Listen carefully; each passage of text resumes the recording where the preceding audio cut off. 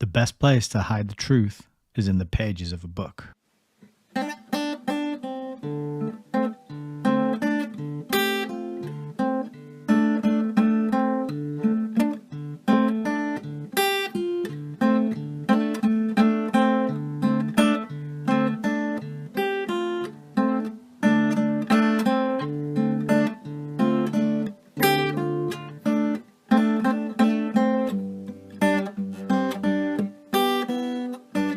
Maybe we should just read.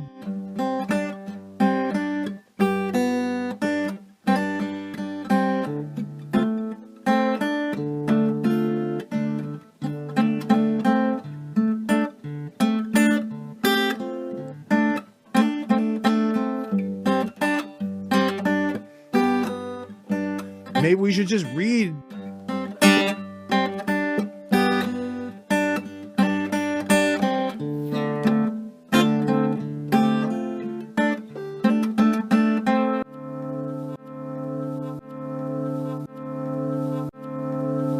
Welcome to Hayes Reviews. Good evening. How are you doing out there? This is Nick, creator of Hayes Reviews, and we are back for another live stream, continuing with our reading of Fabian, Freeway by Rose Martin. It's a 1966 book, but do not let the age and the date deceive you. It is extremely relevant to the modern day and what is going on in the world. We have been born into a script that was written long before we were twinkles in our parents' eyes. And this is not taught to us in schools, in BBC documentaries, in history books, even in universities. They're not telling us this stuff. The only place you can find out about this stuff is in books, especially old books written before the internet came about, before everyone was hooked on this dopamine drip of instant gratification and looking facts up and checking Wikipedia and Googling it. Since when did Google become a verb? I'll Google it. Just Google it. No, before that, before the internet came along, people used to learn things from books and remember them. And you could ask someone a question and they would answer it for you instead of fobbing you off and telling you to go and ask a search engine on the internet. So that is what we're doing here on Hayes Reviews. We're reading books. We're slowing it down. We're trying to turn back time a little bit and take things back to the way they used to be, when people would get a book and crack it open and invest the time and the energy and muster the brain power and the focus and the attention to read multiple thousands of words that have been carefully, deliberately put in a specific order and printed onto the pieces of dead tree so that they can be preserved and communicated out into the future. And what a communication Rose Martin has placed for us. 1966, this book was published. She was probably writing it for many, many years leading up to that publication date. And here we are in 2024. What is that? That's almost 60 years later, benefiting from turning these pages and reading these words that she put down and she immortalized in that book. It's an exciting process, and I'm very grateful indeed to have you here with me tonight. If you're watching live, if you're watching on the replay, I'm equally grateful for all of you. And so thank you. Thank you very much for being here. I hope you are all doing well out there. I've been having a lovely day, enjoying a bit of sunshine, walking around, taking pictures, eating some good food, and just getting fresh air and daylight into my eyeballs, because I spend way too much time looking at screens, as do we all, I think, at this time. But yeah, I hope you're enjoying your weather and your location, wherever you are in your activities. That would make me very happy if that is the case. So tonight we are broadcasting to YouTube, Rumble, Odyssey, and Entropy. And from what I can gather, all of those streams are up and running and working as they should be. Please thumbs up, comment in the chat, let us know if things are coming through all right and you can hear me and see me loud and clear. That would be excellent. If you can't, then you didn't hear me say that and you have no idea what's going on. So there's not much I can do about it at this point. If you are watching on the replay, then please remember that there'll be a comment pinned below the video where you can find the timestamp that goes straight to the reading of the book. If you want to skip the intro and the warm-up and the preamble ramble, as I like to call them, you may do so. But I wouldn't recommend it in the case of tonight's video, because I have some interesting stuff lined up for you indeed. So let's have a quick look on the chat to see who we've got in YouTube land. We have Frank, CESP, Adam, and Amanda. Good evening to you all. I hope you're I hope you're well and happy out there. We got Hasdak, that's also good too. CESP was telling us that their reading and learning skills have noticeably improved. Isn't that wonderful? That's what it's all about. If we, like reading books, to me, it's like going to the gym, and I don't go to the gym anywhere near as much as I should. But to me, it's like a workout. You're flexing your brain muscle, your ability to focus, your ability to concentrate. You're flexing your vocabulary. You're flexing your grammar, your attention. It's such a powerful workout for your mind. Your memory is also being worked out. And the more you do it, the more you dive in there, even if you're just reading a page a day, it's better than nothing. It's better than no reading at all, right?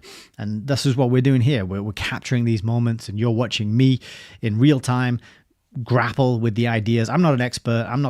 I didn't go to the London School of Economics, who we'll be hearing more about a little later in this intro. But I didn't go, I did do an English literature degree at university. So I have a slight advantage in that regard, that I have probably read more poetry than most people who are watching this video. But as I realized in my second year of university, what good is it me sitting around reading poetry when the world is how it is? I could be doing something much more useful.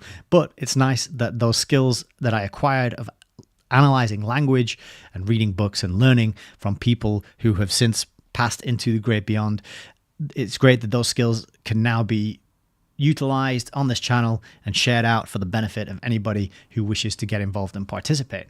But good job on you, CESP, for improving and uplifting those reading and learning skills. That's really the foundational way that we solve the problems that we're facing, as a species. It all involves learning, and the best way to learn, in my humble opinion, is to read or listen to people who read or listen to people reading, but the reading is in there, whichever way you slice it. So yeah, just shout out to you for doing that. That's great. And long may your progress continue. I hope it continues to be good. Dave Stevenson's just popped in saying, good evening all. Good evening to you too.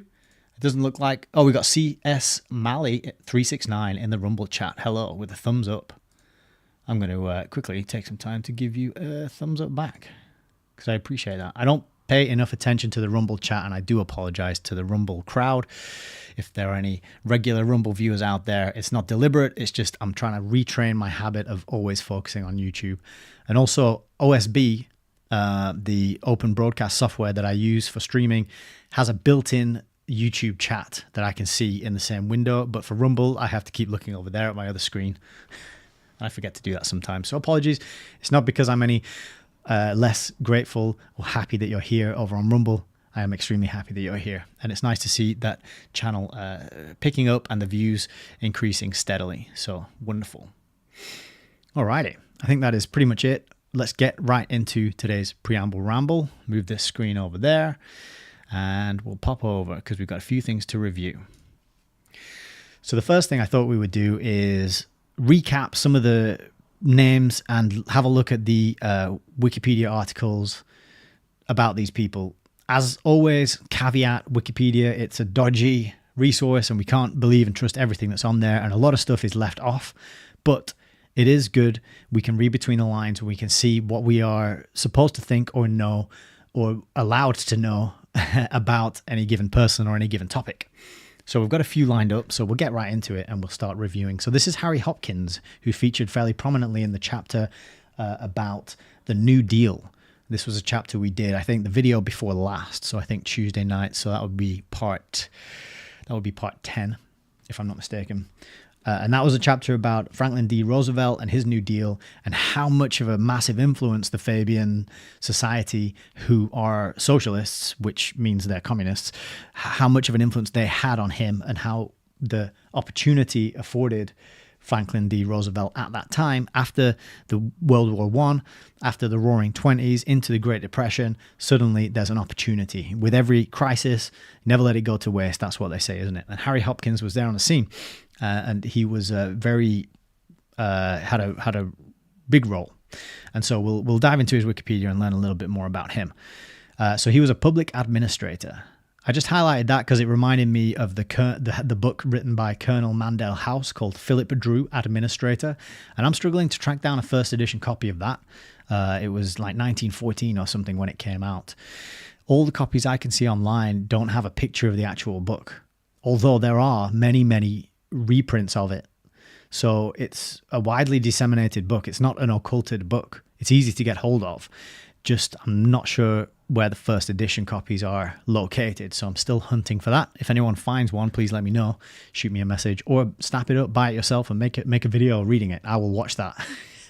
Although apparently it's a terribly written book. It's incredibly boring, but it reveals at a time before there was much of a welfare state, before there was much of the socialization of industry, of there's a word I always forget, electric and water and these facilities that are sort of now publicly owned.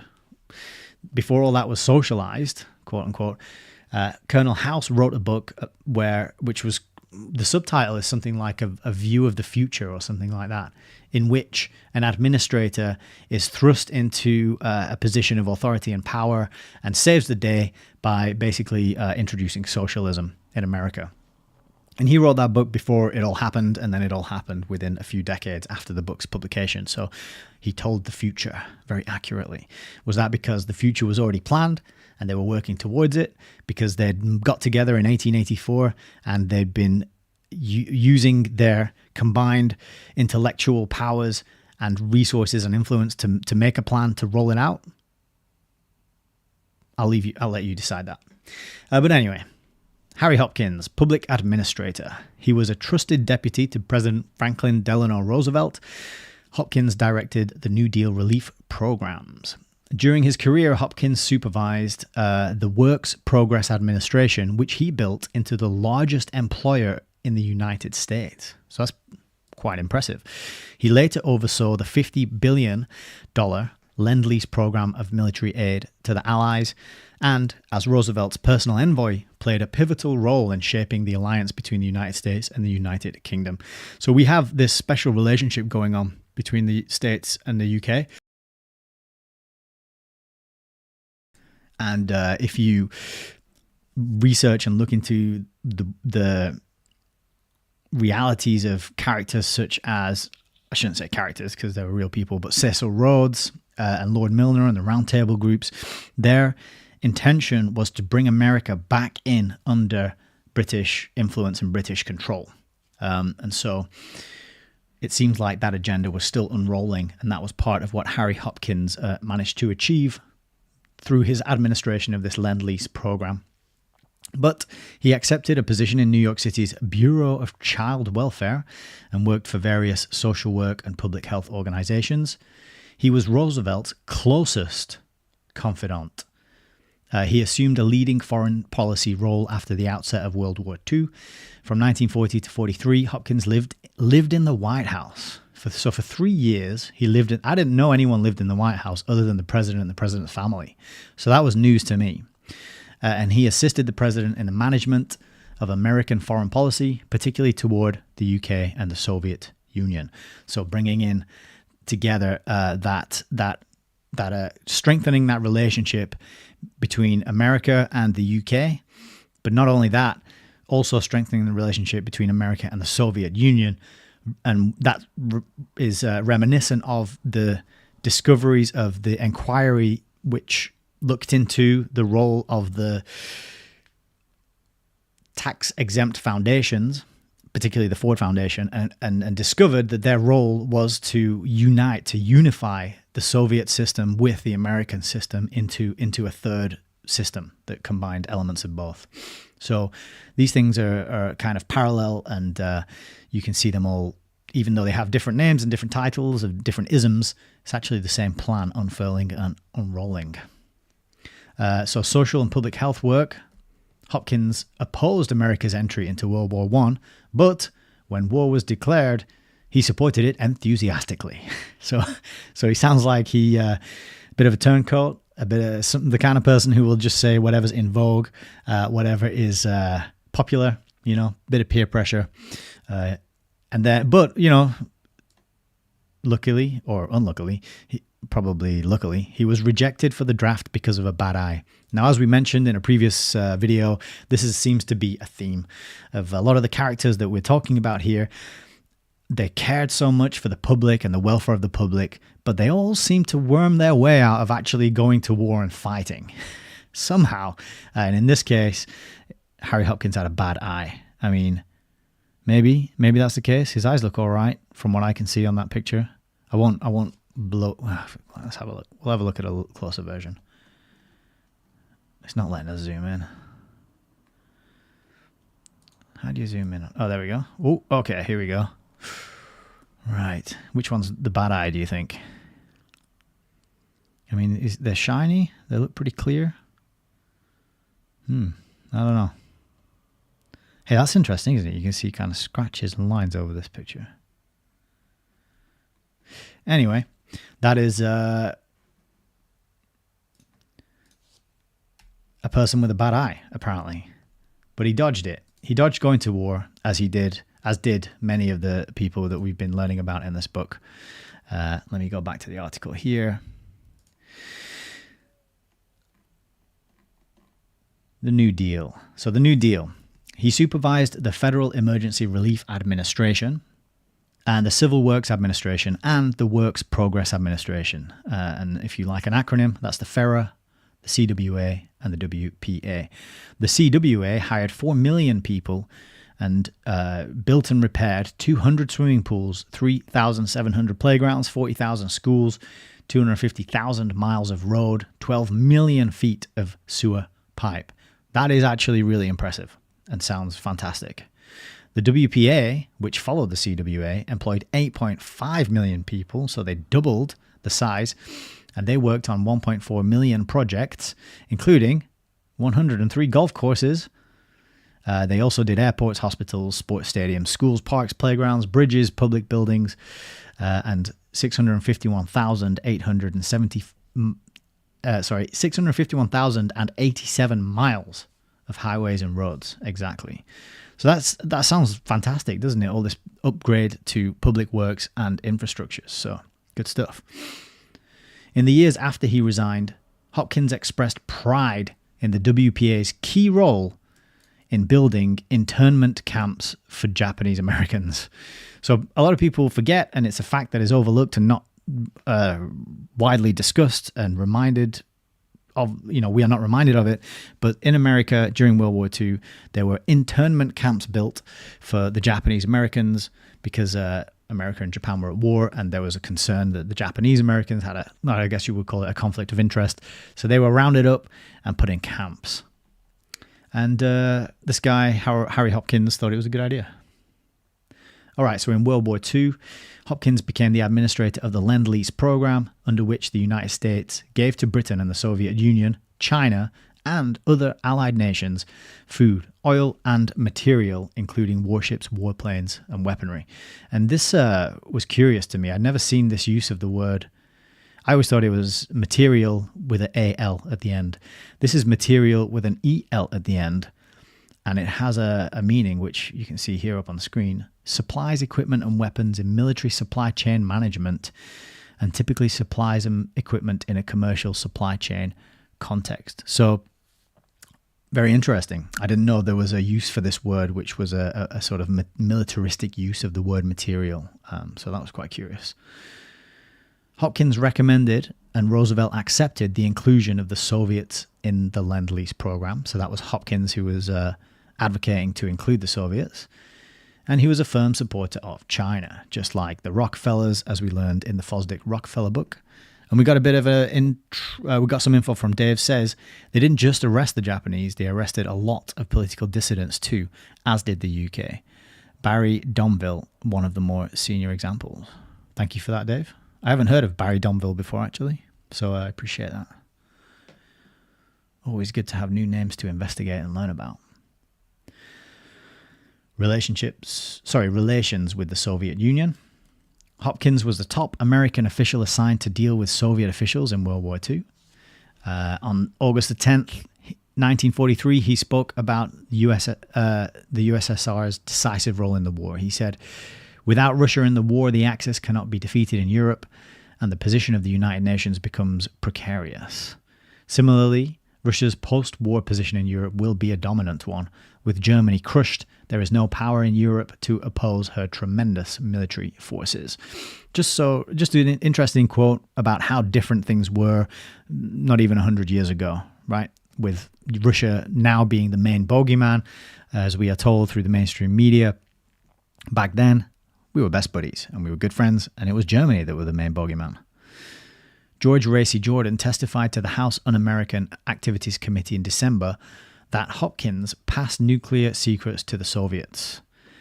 In 1963, the FBI concluded that Jordan either lied or publicity and profit was delusional.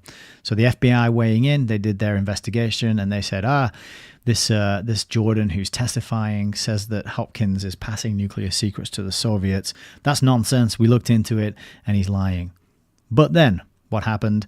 Well, a historian called Sean McMeekin, he made a book called Stalin's War, and he wrote that many U.S. Lend-Lease records, including correspondence of Hopkins and Edward Stettinius Jr.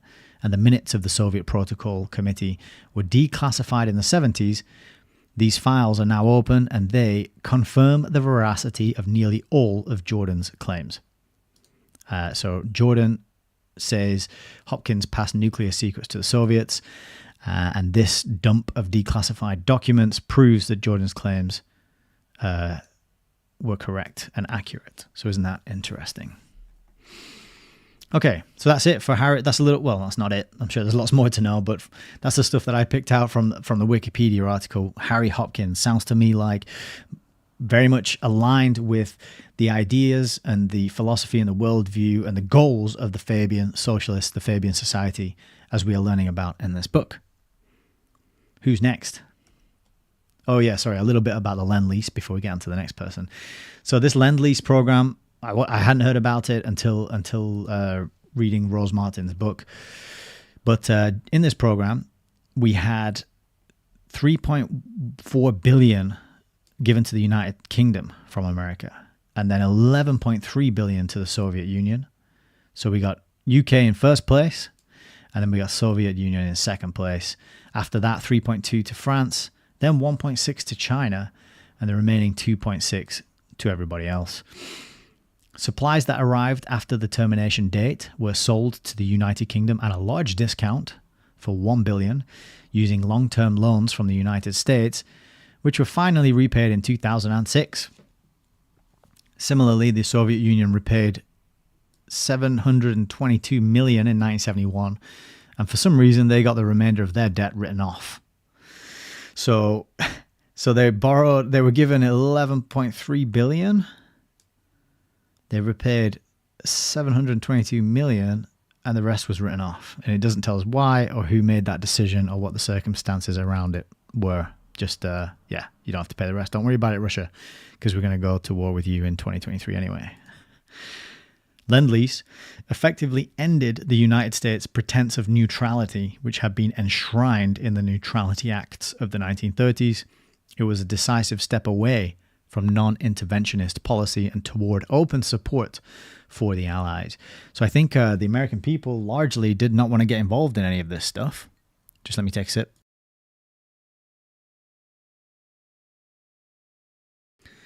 But there were people higher up in the food chain who did want America to get involved and were pulling strings and making things happen in order to facilitate that involvement.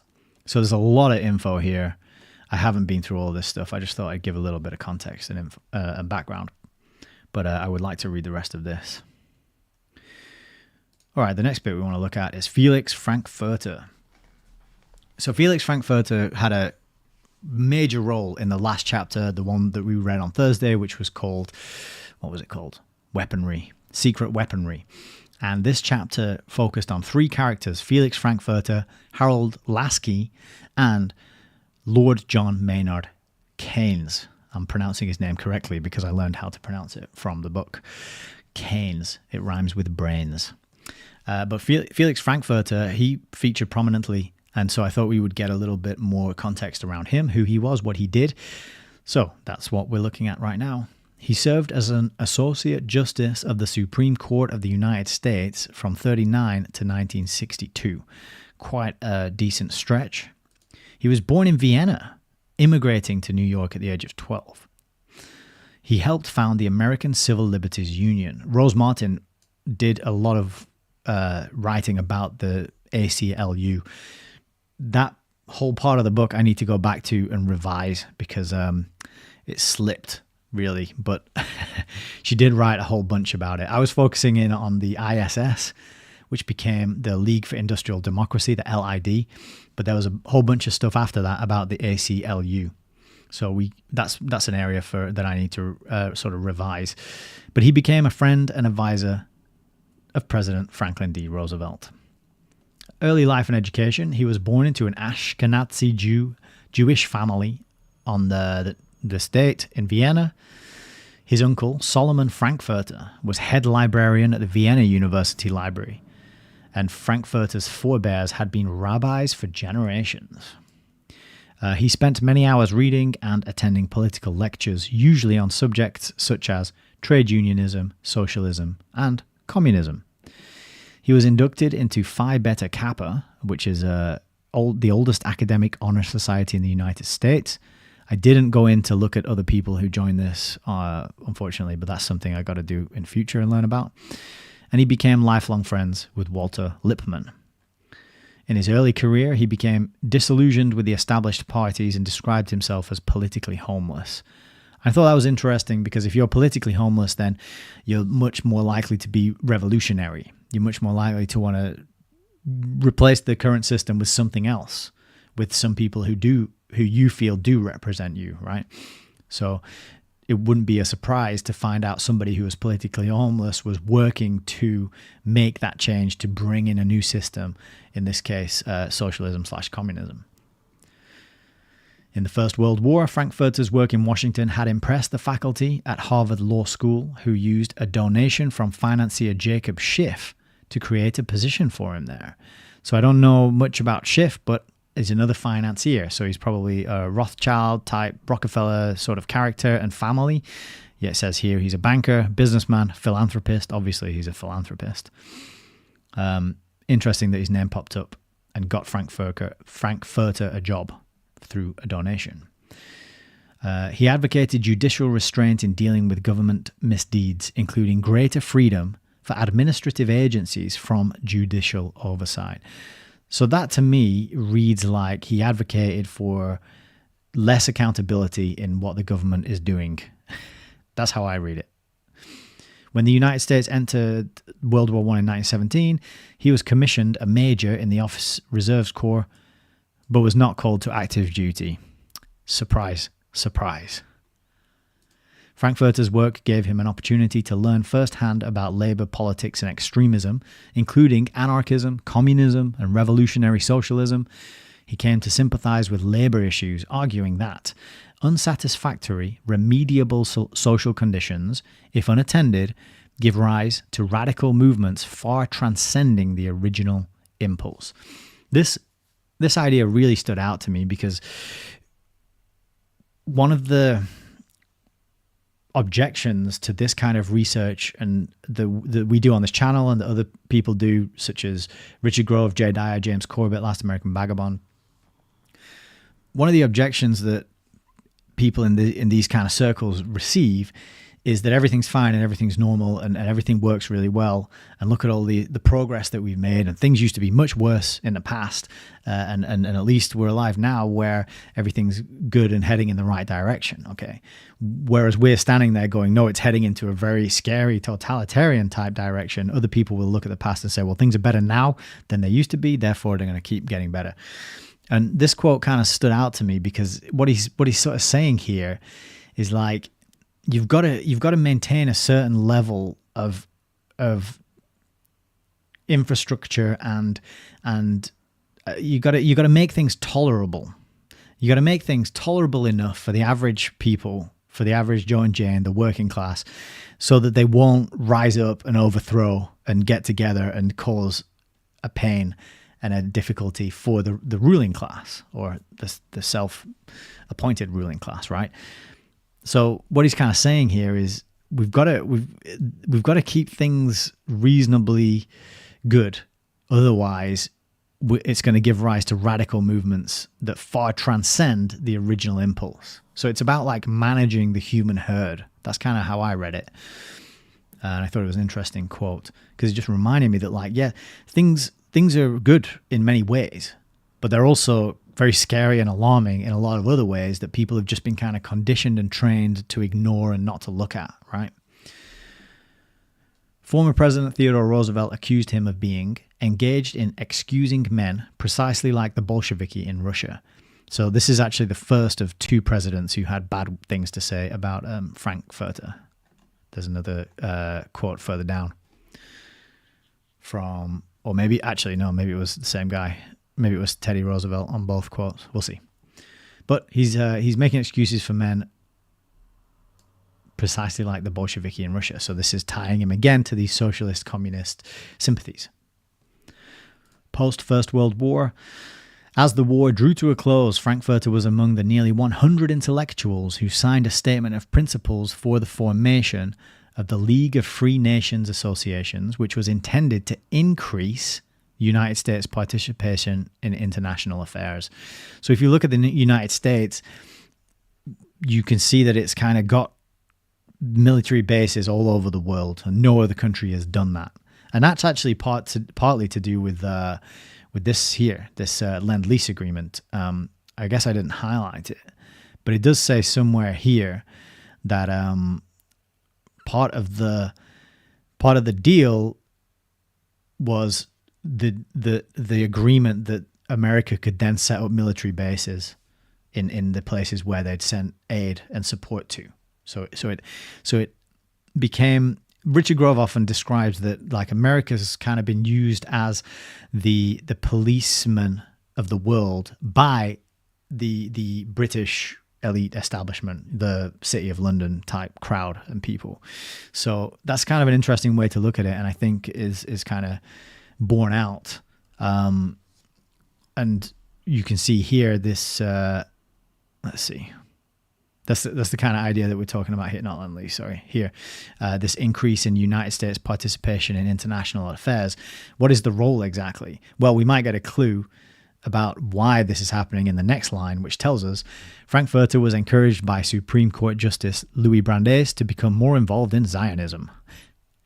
With Brandeis, he lobbied President Wilson to support the Balfour Declaration, a British government statement supporting the establishment of a Jewish homeland in Palestine. In 1918, he participated in the founding conference of the American Jewish Congress in Philadelphia, creating a national democratic organization of Jewish leaders from all over the US. And in 1919, he served as a Zionist delegate to the Paris Peace Conference. If you remember on the last stream, I showed you a book, Margaret Macmillan, Paris 1919, which deals with what happened at the Paris Peace Conference and who was there in attendance. Another good one we should consider reading on the stream. Although Macmillan books always have that thing on the inside which says, "Do not reproduce this without express permission of us. Otherwise, we will ruin you." So I tend to only read books that don't have that threat written on the inside cover. But anyway, continuing. Marriage and family. In 1919, he married Marion Denman. She was not Jewish, and so he pissed off his mother by marrying outside the Jewish faith. He was a non-practicing Jew, and he was a domineering husband, which meant that Denman, his wife, suffered from frail health.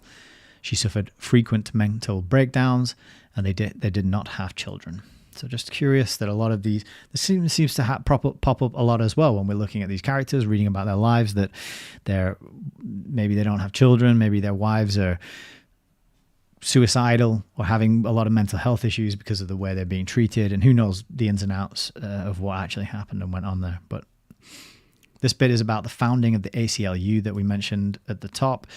In 1919, he chaired a meeting in support of American recognition of the newly created Soviet Union, again strengthening that bond between the two.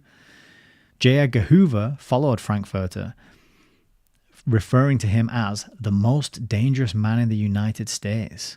So J. Edgar Hoover, he was the head of the FBI, the first director of the FBI, called Frankfurter the most dangerous man in the United States, and described him in a report as a disseminator of Bolshevik propaganda. But despite this, in 1921, Frankfurter was given a chair at Harvard Law School, where he continued progressive work on behalf of socialists and oppressed and religious minorities. When A. Lawrence Lowell, the president of Harvard University, proposed to limit the enrollment of Jewish students, Frankfurter worked with others to defeat the plan. He was also an advisor to President Roosevelt. Following the inauguration of Franklin D. Roosevelt in 1933, Frankfurter quickly became a trusted and loyal advisor to the new president. So similar to our Harry Hopkins, Frankfurter successfully recommended many bright young lawyers toward public service. With the New Deal administration, they became known as Felix's Happy Hot Dogs. Now, I was kind of reading between the lines a little bit on the last stream, the secret weaponry chapter, and it sounded to me like this guy, Felix Frankfurter, he was doing a lot of grooming, let's say. And he's got this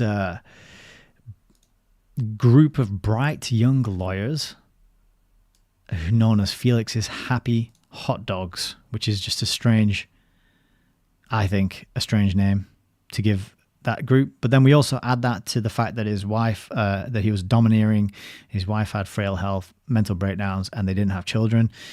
You know, you can read between the lines, I think. He was long an Anglophile. Frankfurter had studied at Oxford University in 1920. So this might, again, explain why he's less loyal to the interests of the American people and more interested in aiding the British establishment in regaining control and bringing America back in under the fold, and also strengthening the ties with the Soviet USSR in order to bring about the socialism and the communism sort of one world system, which seems to be the overarching plan and goal of most of these characters that we're studying and learning about. So we learn a little bit more about, there's a list here of of Felix's Happy Hot Dogs and some names that might seem familiar. Atchison, hope I pronounced that right. Alger Hiss, I've looked up this guy before, but I can't remember why. It's just that his name's turned purple, so it means I've clicked on this link before. So they're his happy hot dogs if you want to look into them. In July 1943, on behalf of the president, Frankfurter introduced Jan Karski, a member of the Polish resistance who had been smuggled into the Warsaw Ghetto and a camp near the Belzec death camp in 1942 in order to report back on what is now known as the word that I probably shouldn't say in case we trigger some AI bot. Interestingly, Frankfurter greeted Karski's report with skepticism and later said, "I did not say that he was lying. I said that I could not believe him." Very curious and interesting quote with 2 footnotes to back it up. So what was it about Karski's report that Frankfurter was skeptical about and struggled to believe? More questions that I think would be good to investigate and learn about. Then he became the Supreme Court Justice, or do you join it? What is this? I don't even know if you join that or you become that. Is that the name of a job or the name of a group? The job, I think, right?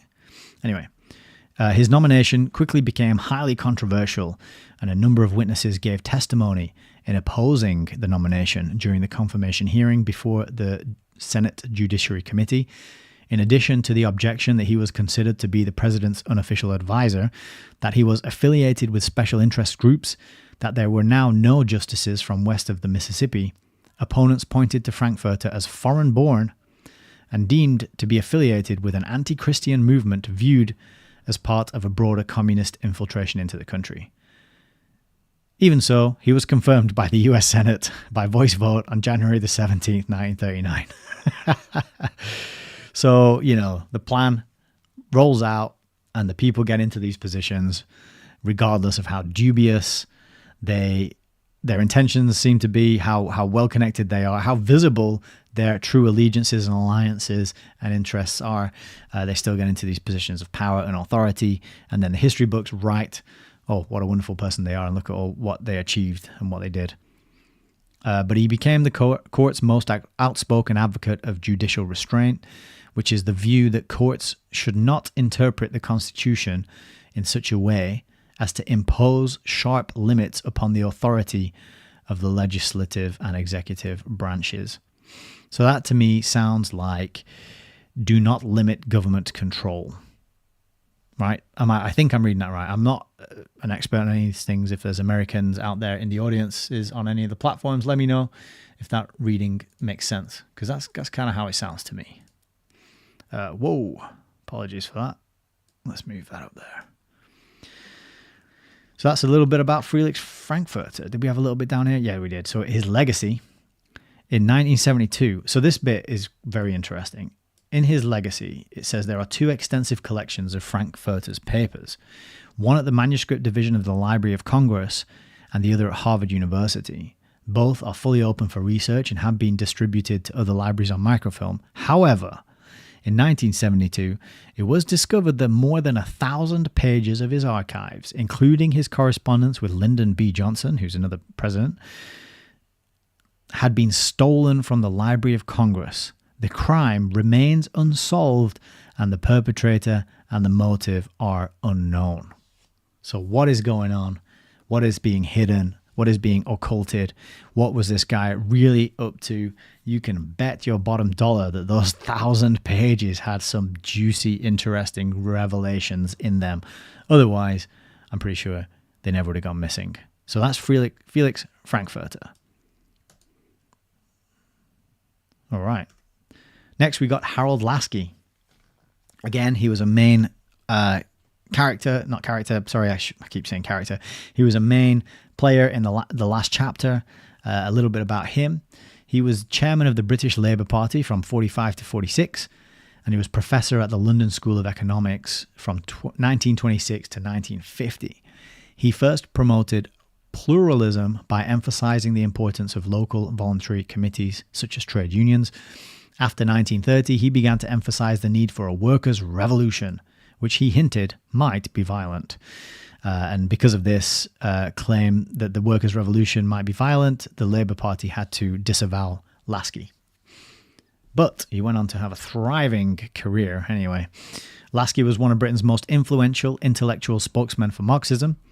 His teaching greatly inspired students, some of whom later became leaders of the newly independent nations in Asia and Africa. He was perhaps the most prominent intellectual in the Labour Party, especially for those on the hard left who shared his trust and hope in Joseph Stalin's Soviet Union. Born to a Jewish family, Lasky was also a supporter of Zionism. Is that 3 for 3? Oh no, I don't think Harry Hopkins was he?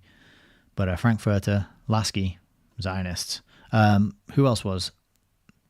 Lord John Maynard Keynes was also a Zionist and supported the creation of a Jewish state. Early life, born in Manchester to Nathan and Sarah Lasky, his dad was a Lithuanian Jewish cotton merchant and a leader of the Liberal Party. His mother was born in Manchester to Polish Jewish parents. So the parallels between Lasky and Felix are that they rose to positions of massive influence and authority, yet they weren't even from the country that they were in. Felix Frankfurter emigrated there at the age of 12. He was Austrian and born in Vienna. And Harold Lasky, his parents were Lithuanian. His dad was Lithuanian and his mother was Polish. So it's just quite interesting, let's say, that people, they don't even have a heritage. So it's no wonder that they end up undermining and breaking down and working towards the what's the word that I'm looking for? Undermining, but like when you sabotage something, they're sabotaging the culture that they're living in, and the economic system that they're living in, right? And they're working really hard at doing that, and they're still respected as great thinkers and influential people, even though they're not from the places where they have all this power and influence. I didn't explain that very well, but I think you get the gist of what I'm trying to say there. He attended Manchester Grammar School. In 1911, he studied eugenics under Carl Pearson for 6 months at University College London. Then he met and married Frida Kerry, who was a lecturer of eugenics. He also repudiated his faith in Judaism because he claimed that reason prevented him from believing in God. And then in April 1913, he and a friend planted an explosive device in the men's lavatory at Oxted railway station in Surrey. And they did that in the cause of women's suffrage, because apparently blowing up men who are in toilets helps the cause of women's suffrage. Lasky failed his medical eligibility tests and so missed fighting in World War I. That's 3 for 3, isn't it? That is 3 for 3. CESP asked, was that Manchester, UK? Yeah, I believe it was. Manchester, UK. Let's have a look. Double check. Yeah, that's definitely a picture of UK Manchester. Thank you for asking that question and clarifying that, because I always forget that there's other Manchesters in other parts of the world. We should call this Old Manchester. Kind of like in England we have Old York, and over in the States you've got New York, but we just call it York, and you've got to kind of call it New because it's the newer version. But yeah, again, another one, failed his medical eligibility test and didn't go fighting in World War I. So how about that? Shocker. Academic career. In 1916, Lasky was appointed as a lecturer of modern history at McGill University in Montreal, and then he was lecturing at Harvard University. So I think we see Harvard again. We saw Harvard here, didn't we? Yeah. So he went. So this fella, Frankfurter, went to Harvard, and then Lasky's teaching at Harvard. He was often invited to lecture in America. He wrote for the New Republic. He became friends with Felix Frankfurter and Walter Lippmann. And we just got a note in the chat about Walter Lippmann from Dave, who says that Walter Lippmann is just as big a propagandist as Bernays. Yeah, I always thought of him as a propagandist. And Rose Martin has sort of, I remember when she wrote about Lippmann was that he'd write whatever needed to be written to influence and impact whoever his audience was. So he wasn't championing one cause. He would write he would just say whatever he needed to say, basically, and whatever he was paid to say, probably. But Lasky, Frankfurter, Lippmann, they're buddies. He also had a long friendship with Supreme Court Justice Oliver Wendell Holmes Jr., and that was cemented by weekly letters which were later published. He knew many powerful figures and claimed to know many more. Lasky returned to England in 1920 and began teaching government as at the London School of Economics. So remember, the London School of Economics is here to teach leaders of other countries. It's not here to benefit people who live here in the UK. This is they have 70% of their students are coming from overseas, and it was founded by Sydney and Beatrice Webb, funded by the Rockefellers, and Lasky is teaching there, and he is teaching the subject of government, which, as we probably all know, it means mind control. In 1926, he was made Professor of Political Science at the LSE. Lasky was an exec member of the Socialist Fabian Society for 14 years, and in 1936, he co-founded the Left Book Club along with Victor Gollancz. And I want to learn a little bit more about this chap and the books that he publishes. The only book I have published by him, and I'll get this and show it to you now. I don't think I've shown this one on the stream before, but I'm sure you'll all be interested in it, is The Reign of the House of Rothschild by Count Corti. And this is actually, and you can see here it's got Gollancz, VG, Victor Gollancz, 25 net. So this is an old copy. And if we get inside, can you see this? Hang on, let me move this one underneath. Too many books. If we get inside, we can see that this is 1928. And it's got this whole pull-out family tree starting in Frankfurt at the top there. It's funny how this name, Frankfurt the place, Felix Frankfurter, and his 5 sons that went to one stayed in Frankfurt, and then they went to Vienna, London, Naples, and Paris. This is 1928, and this copy is like the copy that they send to the publishers, to the preprint publishers. Oh, but interesting that this is the only book I have by this publisher, Victor Gollancz, and interesting that Lasky and Victor Gollancz worked together to start this book, the Left Book Club, which we have learned about we have learned a little bit about the Left Book Club. But again, it's one of those things that kind of slipped my mind because we've learned so much. It's very hard to remember it all, isn't it? But names to look out for anyway, Victor Gollancz and also the Left Book Club. Very much linked with Lasky. So at the LSE in the 1930s, Lasky developed a connection with scholars from the Institute for Social Research, now more commonly known as the Frankfurt School. Now, I bet you've heard of the Frankfurt School. If you haven't, you definitely need to know about the Frankfurt School. I'm not going to go into them right now. But in 1933, with almost all the Institute's members in exile, so all the members of this Frankfurt School, known as the Institute for Social Research, all of them were in exile in 1933. So you got to ask the question why. But despite that, Lasky was among a number of British socialists, including Sidney Webb and R.H. Tawney, who arranged for the establishment of a London office for the Institute's use. So there's an Institute for Social Research, now known as the Frankfurt School. They all get sent into exile, and the British socialists welcome them and establish a London office for them to continue doing their work. After the Institute moved to Columbia University in 1934, Lasky was one of its sponsored guest lecturers invited to New York. So he was a teacher. Lasky was regarded as a gifted lecturer, but he would alienate his audience by humiliating those who asked questions. However, he was liked by his students and was especially influential among the Asian and African students who attended the LSE. His ideology and political convictions. He argued that the state should not be considered supreme, since people could and should have loyalties to local organizations, clubs, labor unions, and societies. The state should respect those allegiances and promote pluralism and decentralization. This bit I'm kind of on board with. But it's completely flatly contradicted by the next part, which says Lasky became a proponent of Marxism and believed in a planned economy based on the public ownership of the means of production. So there's two things that kind of contradict each other there, because a planned economy based on the public ownership of the means of production that means a centralization of control. So it kind of goes against pluralism and decentralization. He also believed that since the capitalist class would not acquiesce in its own liquidation, the cooperative commonwealth was not likely to be attained without violence.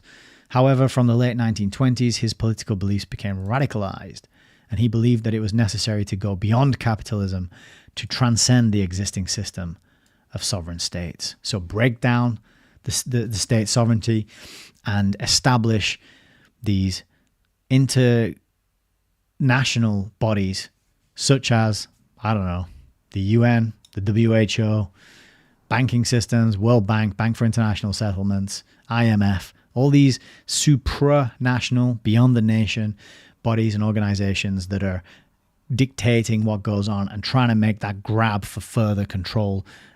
This could be traced back to Lasky. Not just Lasky, but this whole group and their influence and their teachings and propagandizing and spreading of ideas. Lasky tried to mobilize Britain's academics, teachers and intellectuals behind the socialist cause, the Socialist League being one effort. He had some success, but that element typically found itself marginalized by the Labour Party. Zionism and anti-Catholicism. Lasky was always a Zionist at heart and always felt himself a part of the Jewish nation, but he viewed the Jewish religion as restrictive. In his final years, he became critical of what he saw as extremism in Israel at the outbreak of 1947 to 1948 civil war, arguing that they had not prevailed, quote, upon an indefensible group among them to desist from using indefensible means for an end to which they were never proportionate. That's an incredibly confusing sentence, but more on that a little bit further down.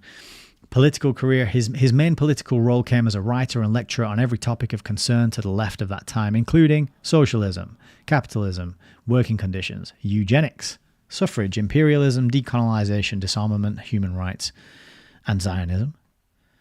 But he had a declining role when he drafted the Labour Party pamphlet, The Old World and the New Society, calling for the transformation of Britain into a socialist state by allowing its government to retain wartime central economic planning and price controls in the post-war era. I think that kind of thing does happen, doesn't it? That an emergency occurs, and because of this emergency, we have to grant the government these unprecedented powers because it's an emergency and we need these powers to deal with the emergency. And so we grant the government these powers and then they never give them back or give them up again. Sound familiar? In 1945 general election campaign, Churchill warned that Lasky, as the Labour Party chairman, would be the power behind the throne in an Attlee government. So that's just curious to me, because you've even got Churchill admitting that the person in the throne doesn't hold the real power. There's always somebody on the sidelines whispering in the ear. There's the worm tongue. There's the lifetime civil servant.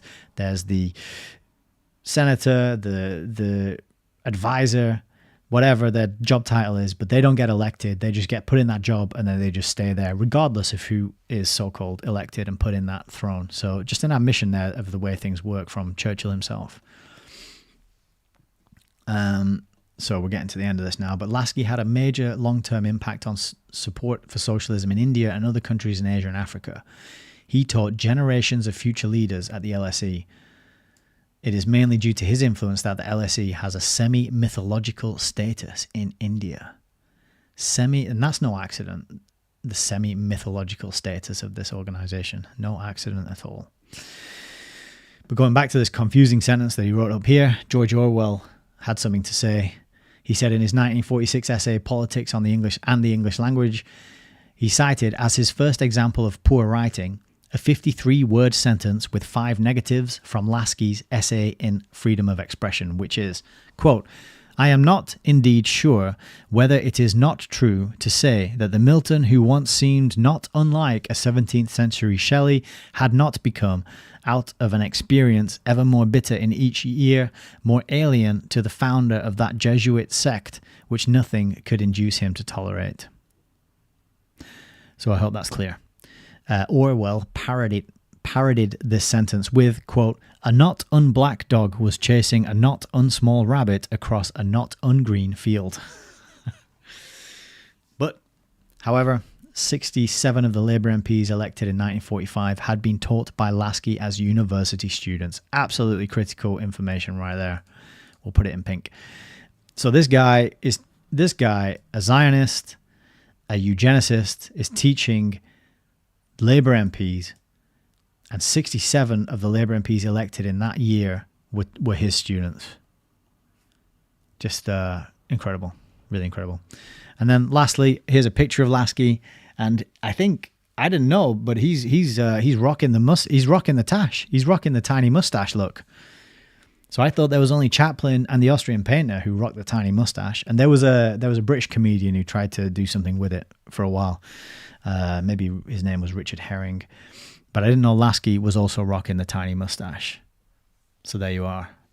I bet if you didn't know that either, now you do. All right.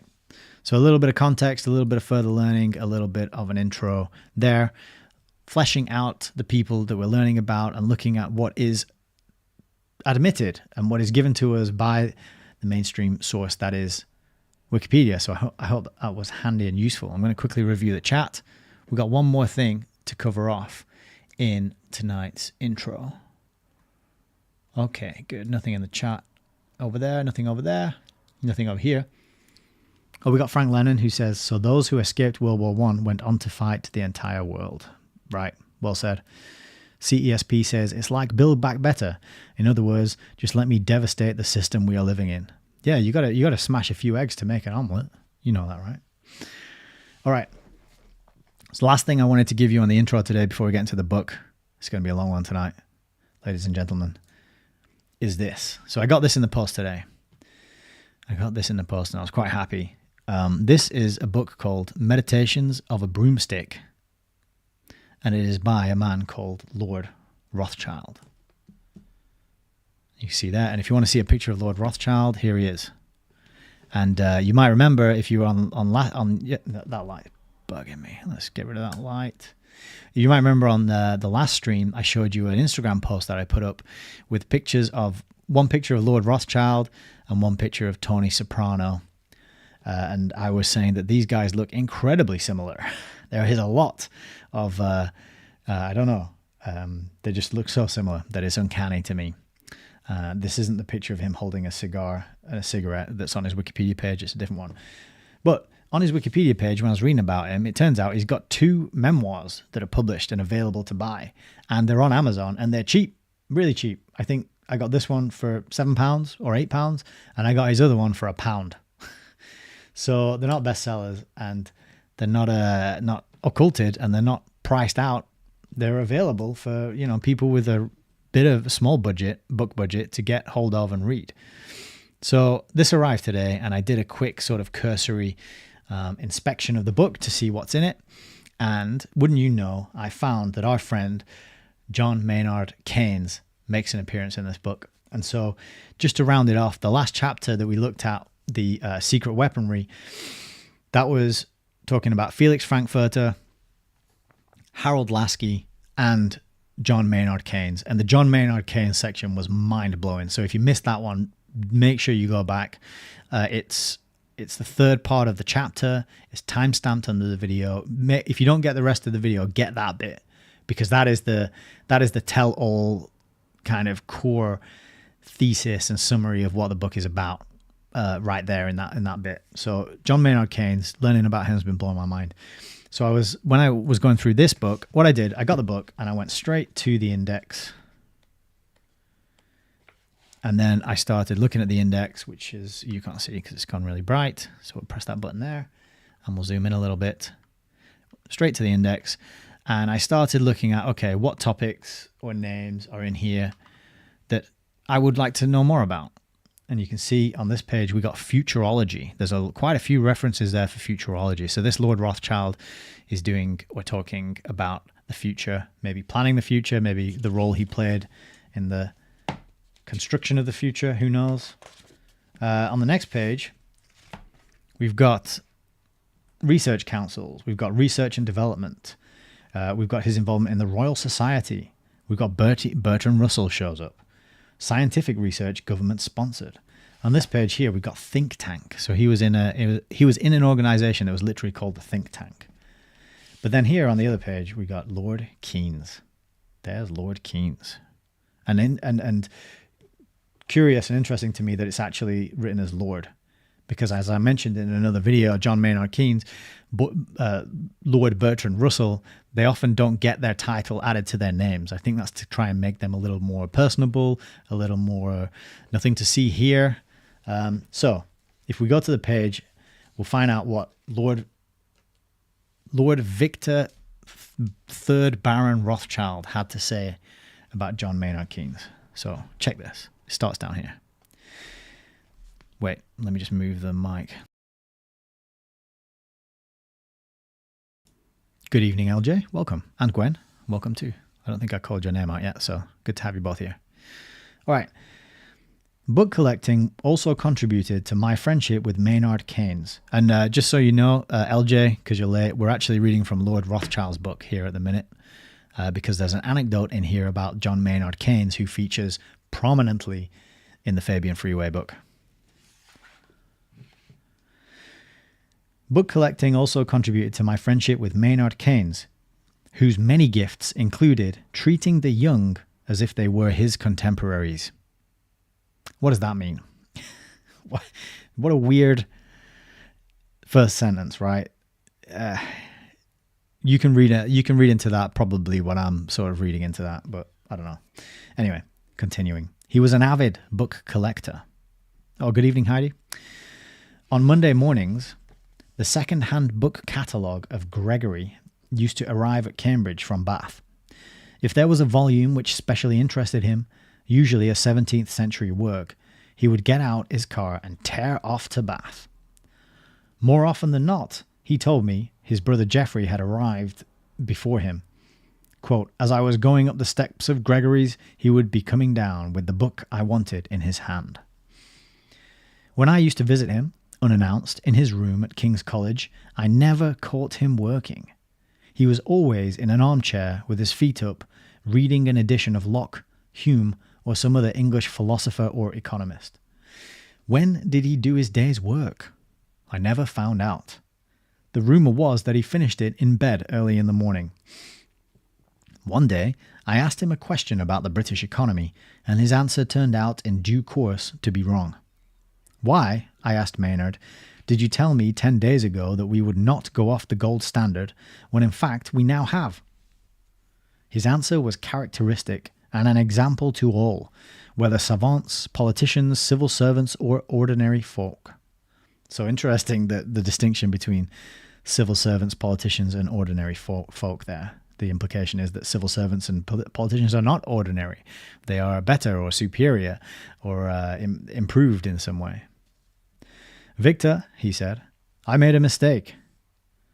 He went on to say, you know, I am the economy's dentist. When it seems in good shape, nobody wants to talk to me or even to see me for a check. It is only when the symptoms of a cavity appear that they call for me. The sad thing is that I believe I could often have prevented the cavity developing. So that's that's Lord Victor Rothschild anecdote of John Maynard Keynes. Interesting things, right? I think this quip here about his one gift included treating the young as if they were his contemporaries. He was a book nerd, so that wins him some points. That gets him, in the good books. But he didn't do any work. He had his feet up and he was just sitting around reading books as far as Lord Rothschild could tell. And he's dropping in on him unannounced, randomly, and never catches him doing any work. So quite curious and interesting to know how this guy got to such a level of influence and renown, and when even Rothschild suggests that he wasn't doing any work. So there you are. I thought that would give us a little bit of extra detail and context around John Maynard Keynes. Okay then. We're going to crack on with our chapter tonight, right after I've had a sip and adjusted my chair. Hope you're all doing well and enjoyed and found that intro useful. I'm kind of thinking that me just reading off Wikipedia isn't so helpful, but some of these Wikipedia articles are so long that if I can go through it first and highlight the bits that are kind of relevant and draw connections between them, then it kind of helps us all navigate it and we don't have to spend hours trolling Wikipedia, which is basically just a mainstream propaganda outlet at this point. So, Fabian Freeway. I think we're about to get into this chapter. I should say as well, though, before we do get into it, that this book has been mind-blowing so far, and particularly that last chapter, which I just kind of recapped there by revisiting some of the main names that we found in the secret weaponry chapter.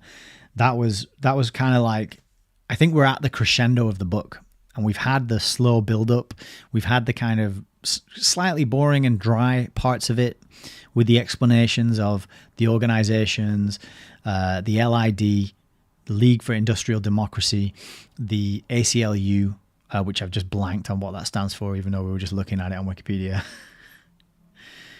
Something union. The ISS before that.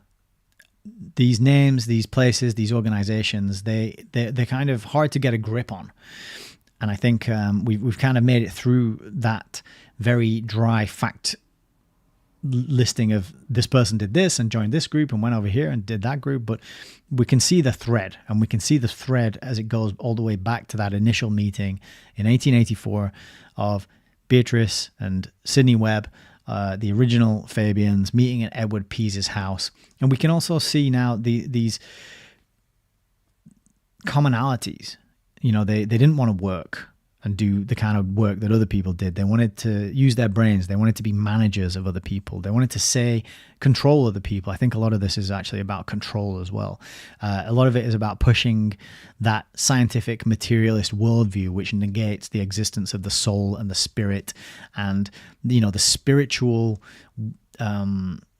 well-being of humans. You know, they want to see us and treat us like animals, like a herd that need to be controlled and fed, but not allowed to get too intelligent or powerful or strong or organized. They need to be destabilized as well. And, you know, if anyone is going to organize them, then it needs to be us, the elite, the intellectual elite that is well read and has the appropriate genes and the Darwinian advantages of the superior race, or the superior members of the human race, let's say. So not only did they not really want to do any work and they just wanted to be the managers of the rest of us, they also didn't want to fight any wars, although I'm sure they were very vocal on whether or not we should be in the wars, and very interested in managing the wars and how those things came about and how they were handled moving through them. But they didn't want to go down there and fight themselves. Oh no, I got a bad eye. Yeah, I got a dodgy eye. I can't fight no war. So that was another. And then also there's a theme of Zionism popping up. I'm not going to say much more on that because I like to have my YouTube channel not deleted. So let's get into today's chapter, and it's called Power and Influence. So I have a feeling it's going to be a good one. If not as juicy, possibly. If not more juicy, then probably as juicy as chapter 18. But anyway, let's get into it. Bloody hell, an hour and a half. That was a long intro. Okay. Chapter 19. One sec.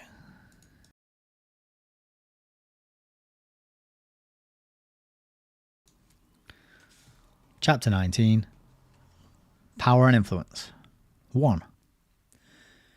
3 times in the 20th century, American Fabian socialists, on advice of their principals in London, have formed a new leadership group to meet the challenge of a new era. In each case, This occurred during a period of change and dislocation following a victorious war. Invariably, too, it was at a moment when agents of more direct revolutionary action had so outraged public opinion that the future of radicalism in America seemed threatened and a protective front of more or less untarnished respectability was needed. Following the Spanish-American War and coincident with the 1905 revolution in Russia, the Intercollegiate Socialist Society was founded upon the remnants of still earlier Fabian bodies. It was reorganized after World War I in the wake of various ill-starred Bolshevik intrigues and became the League for Industrial Democracy, which supplied personnel and plans for the New Deal. Each leadership group in its day sparked a flurry of satellite organizations, committees, and publications, longer or shorter lived as events might dictate. Thus, the continuity and expansion of international Fabian socialism under new names and fresh faces was assured. So it's like the many-headed hydra, but it's like a cross between a hydra and a sort of shape-shifting, I don't know, is there like a mythical creature that shape shifts and changes how it looks depending on who's looking at it? That's kind of, I don't know if there is, but you see what I'm saying, right? There's all these different committees and groups, and they get different names, and it's just very amorphous and hard to pin down, and that is how it keeps its influence going. And if one group is busted as being too overtly socialist or communist, then they can just shut that group down, and they can give the members of that group roles in different groups and different names and keep going that way. So that long-term planning, they're sort of hiding behind a bloated, confusing, Kafkaesque bureaucracy, I would say. These satellite organizations, the committees, the publications, that's kind of, I think, a strategy.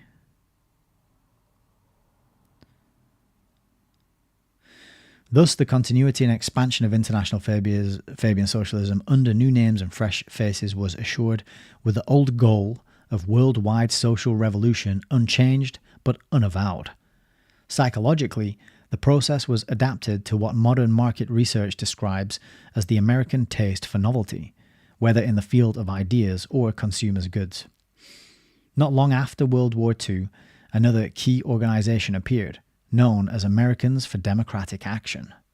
It emerged out of the vapors and confusion that afflicted socialist groups in the immediate post-war period. Directly descended from older Fabian socialist elite bodies, ADA was more narrowly political in character than the ISS or LID, without actually being a political party. Just as a parasite vine can climb faster and higher by entwining itself around some previously rooted object, ADA would attach itself to one or both of the traditional political parties in the United States with a view to imposing its program and its preferred candidates for national, state, and local offices. And Frank Lennon there says shapeshifter, chameleon. Yeah, it's like a cross between a hydra and a chameleon. Whatever animal that would be, and whatever image that conjures up in your head, that's kind of how they're operating. Like the original London Fabian Society, ADA's limited size, modest budget, and announced object of social reform for the voting masses offered no clue to the scope of its ambitions or the revolutionary nature of its long-range goals.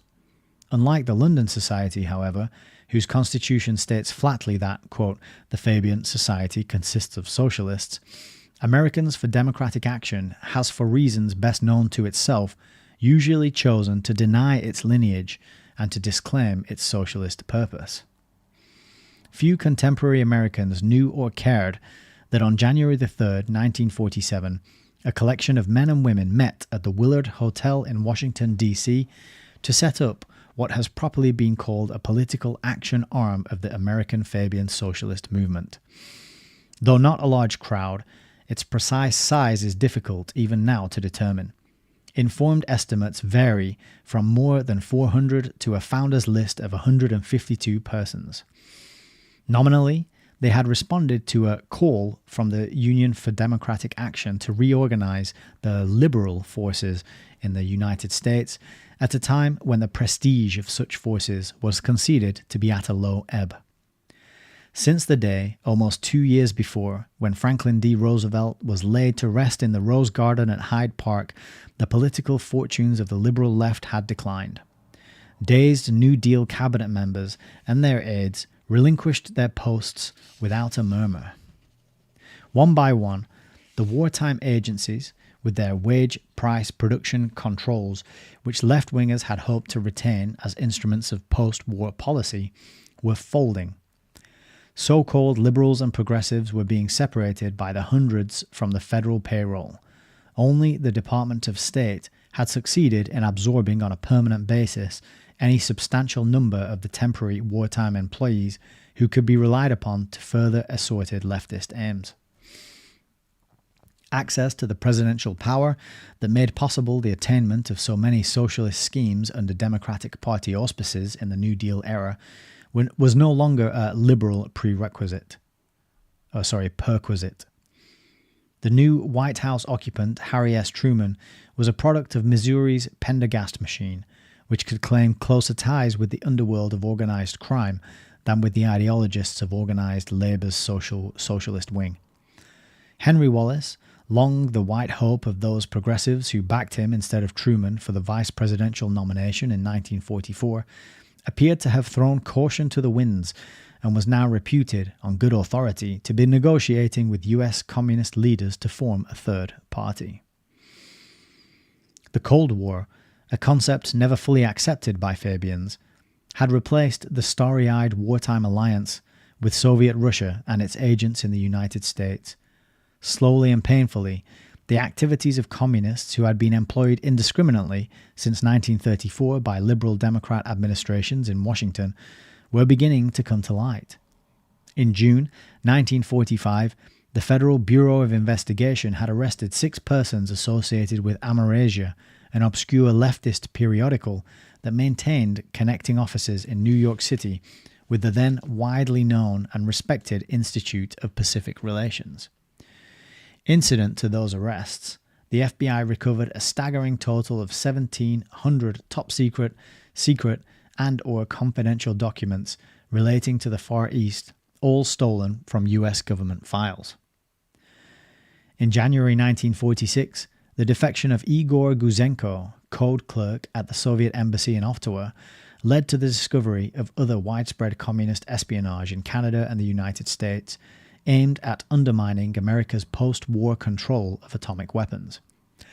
Failure of the Truman administration to prosecute the Amerasia case convincingly or to act energetically on information conveyed by Canadian authorities furnished a natural campaign issue for the Republicans who won control of the Congress in November 1946 for the first time in years. Sadly, the left-wing nation proclaimed in an election post-mortem, "Let us not fool ourselves in this hour of appraisal. The progressive forces in America have been routed." For the nation and its friends, however, there was still comfort in the fact that a Fabian-dominated Labour Party government held power in post-war England. Pledged to liquidate the empire overseas and the private enterprise system at home, rulers of that new socialist stronghold were engaged in nationalising Britain's basic industries and regimenting her traditionally independent people along welfare state lines, on the strength of a spurious campaign promise to, quote, abolish poverty. Quote, "Now American progressives, temporarily out of power, have much to learn from Britain," wrote David C. Williams in the Fabian Journal, monthly organ of the London Fabian Society. Quote, "As issues such as Palestine move towards solution, there will be growing attention to England's domestic programme and an increasing tendency to put English experience to use in America." For the time being, the Labour Party government's lavish deficits were being underwritten by the United States. A multi-billion-dollar reconstruction loan to Britain, negotiated by the late lamented John Maynard Keynes, had been approved by a Democratic Congress in the spring of 1946, but more aid would unquestionably be needed to keep British Fabian socialists in office for an indefinite term. To assure sympathetic cooperation at the highest official levels, it was essential for American Fabian socialists, temporarily in eclipse, to improve their own situation at the earliest possible date. This necessity was emphasised by a visit from the Honourable Patrick Gordon Walker, Labour MP, and Special Emissary of the Fabian International Bureau. Soon after the November elections in America, he was dispatched on a lecture tour of the eastern United States by David C. Williams, then directing the London Bureau of the Union for Democratic Action. Avowed reason for Gordon Walker's trip was to rally America's liberal left in support of the socialist government in Britain. His arrival in January 1947 was timed to synchronize with a conference at the Willard Hotel called by the Union for Democratic Action. That two-day conference in the nation's capital marked the birth of Americans for Democratic Action. Sometimes described as a New Deal in exile, ADA's primary aim, irrespective of high-sounding declarations, was to recapture for its supporters the power and influence that individual socialists, according to Dr. Harry Laidler, had enjoyed under the New Deal. In a keynote speech delivered at the opening session of the conference, Governor Chester Bowles of Connecticut urged the delegates, by implication, to disassociate themselves from past United Front activities and to organize a progressive front divorced from communist influence. After scoring illusions about a third party, he denounced Republicans and conservative Democrats with impartial fervor. But the fact remains, he concluded, that we have no practical alternative. All our efforts, all our ingenuity must be thrown into the struggle to establish liberal control of the Democratic Party. And that quote is from Brock. What's Brock? Brock is, let's see. Clifton Brock, a sympathetic historian. I can't see which book it's from, though, sorry. Next day, at a caucus composed of the more influential delegates, it was agreed that the Union for Democratic Action, boasting at most 10,000 members throughout the country, would merge with a new organization to be called Americans for Democratic Action. Among those taking part in the caucus were Eleanor Roosevelt, presidential widow, David Dubinsky of the AFL, and Walter Ruther of the CIO, Joseph Rohr Jr., Washington attorney, subsequently known as Mr. ADA, Marquis Childs, newspaper columnist and author of Sweden, the Middle Way, an apologia for Scandinavian socialism. Predetermined conclusions reached by this policy-making group were reported back to the conference on the very same day by Eleanor Roosevelt, who also stressed the view that the handiest vehicle for immediate advancement of the new organization's program was the Democratic Party. A carefully pruned statement of ADA principles was released to the press by Barry Bingham, editor and publisher of the Louisville Courier-Journal. To anyone schooled in the ways of American Fabian socialism, operating behind a mask of liberal reformism and addicted to creating over the years new organizations with continuously interlocking memberships, the Founders Conference of ADA was merely a repetition of history. True, the Willard Hotel was a long way from the loft above Peck's restaurant, where founders of the Intercollegiate Socialist Society had met in response to a similar call more than 40 years earlier. A large number of the mid-century conferees could be classed as opinion formers, which I guess was the 1960s way of saying influencers, having already achieved national prominence in their respective fields of politics, labor, education, religion, and journalism, while others freely aspired to public office. Still, there was an odour about the proceedings reminiscent of the old Fulton Street Fish Market district, although the sole surviving founder of the defunct Intercollegiate Socialist Society to attend was Dan Hoan, former socialist mayor of Milwaukee.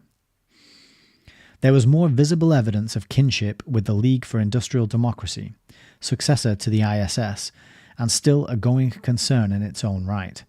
In fact, the tie with LID was secured by a double knot. The Union for Democratic Action, which officially fathered ADA, had been launched on April 28, 1941, shortly after passage of the Lend-Lease Act and just before Hitler's anticipated attack on Russia.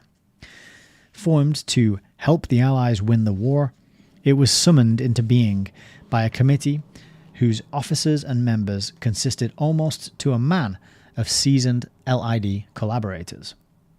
A number of the self-same individuals afterwards turned up as founders, officers, and/or hardcore members of ADA. In his semi-official History of Americans for Democratic Action, an ADA book club selection in 1962, Professor Clifton Brock remarked by way of exculpation, quote, "The UDA, ADA's predecessor organization, was a splinter group spun off the Socialist Party. Very few UDA members remain in ADA today." The statement is both vague and misleading. In the first place, the announced aims of Union for Democratic Action and Americans for Democratic Action have never conflicted noticeably, as Brock's use of the term splinter group would imply, with the aims of the Little American Socialist Party or the larger Socialist International. Oh, hang on. Right, okay. So basically saying that the aims of the ADA and the UDA have never conflicted with the aims of the Socialist International or the American Socialist Party. That's what he's saying.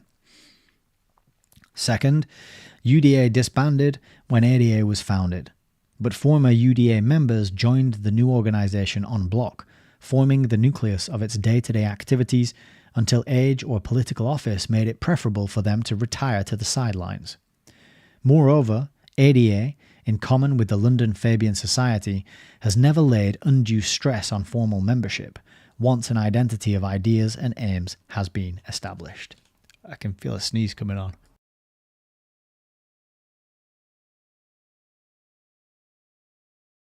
Let's see if it's just one. At least 3 former UDA activists were to serve for years as rotating officials of ADA. These were James Loeb Jr., called the organizing genius of UDA, James Weschler, editor-columnist of the New York Post, a confessed former communist who embraced the middle way, and Joseph Rao Jr., termed the lodestar of ADA, who, in his zeal for civil liberties, has consistently served as counsel for individuals suspected of giving aid and comfort to communists, from William Remington to Sidney Lenz. These 3, Loeb, Weschler, and Rao, are sometimes said to have been the real founders of ADA, which is not literally true.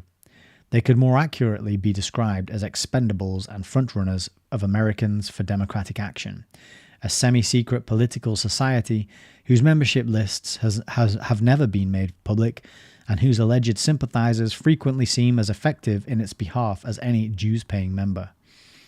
All 3 were present at the ADA's founding conference. James Loeb Jr. was promptly named Secretary-Treasurer of a National Organizing Committee, jointly headed by Leon Henderson, former Director of the Office of Price Administration, and Wilson Wyatt, former Housing Expediter, who became campaign manager for Adlai Stevenson in 1952.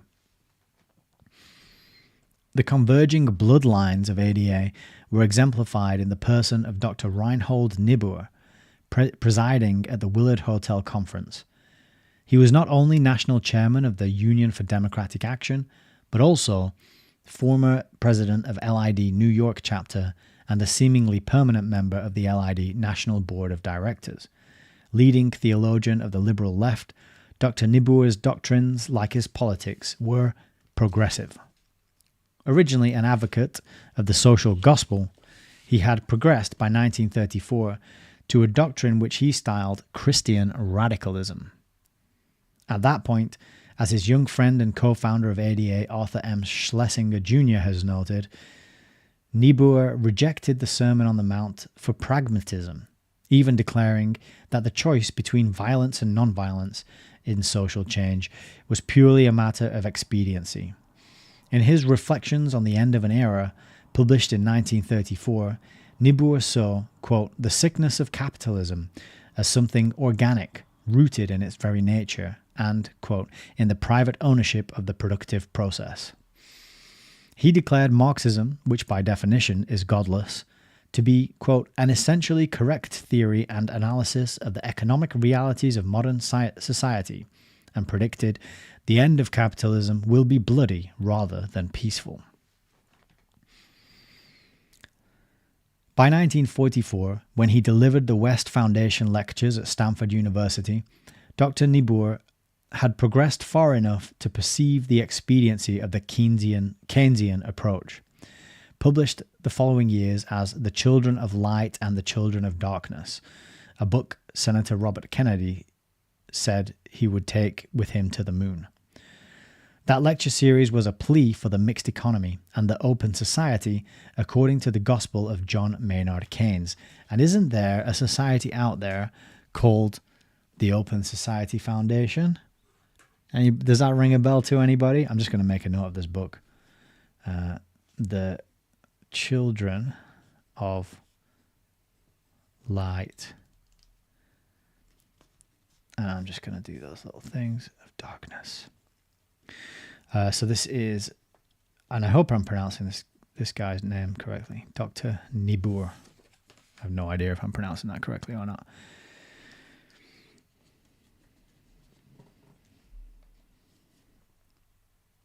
Where were we? We were on Open Society, weren't we? Let's just check the footnote for that. That's 20, which is as far back as 1926, Keynes had written, quote, the next move is with the head and fists must wait. The next move is with the head and fists must wait. Also, he's saying, let's not do this violently. Let's do this work smart, not hard kind of thing. That's from his book, Essays in Biography.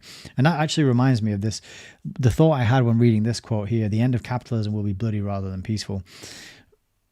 The thought I had was actually they found a way to do it in a non-bloody way. At least the countries where they're doing it, the Western country, here and in America, so far they've got as far as they have without it being bloody here.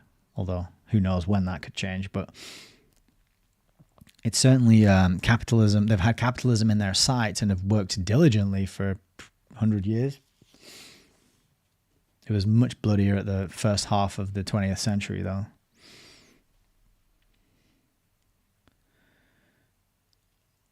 In 1947, as a top figure in UDA, Niebuhr professed himself a, quote, pragmatic liberal, opposed to every dogma and dedicated to gradual, piecemeal social reform, very much as the early British Fabian socialists had contrived to represent themselves to the public.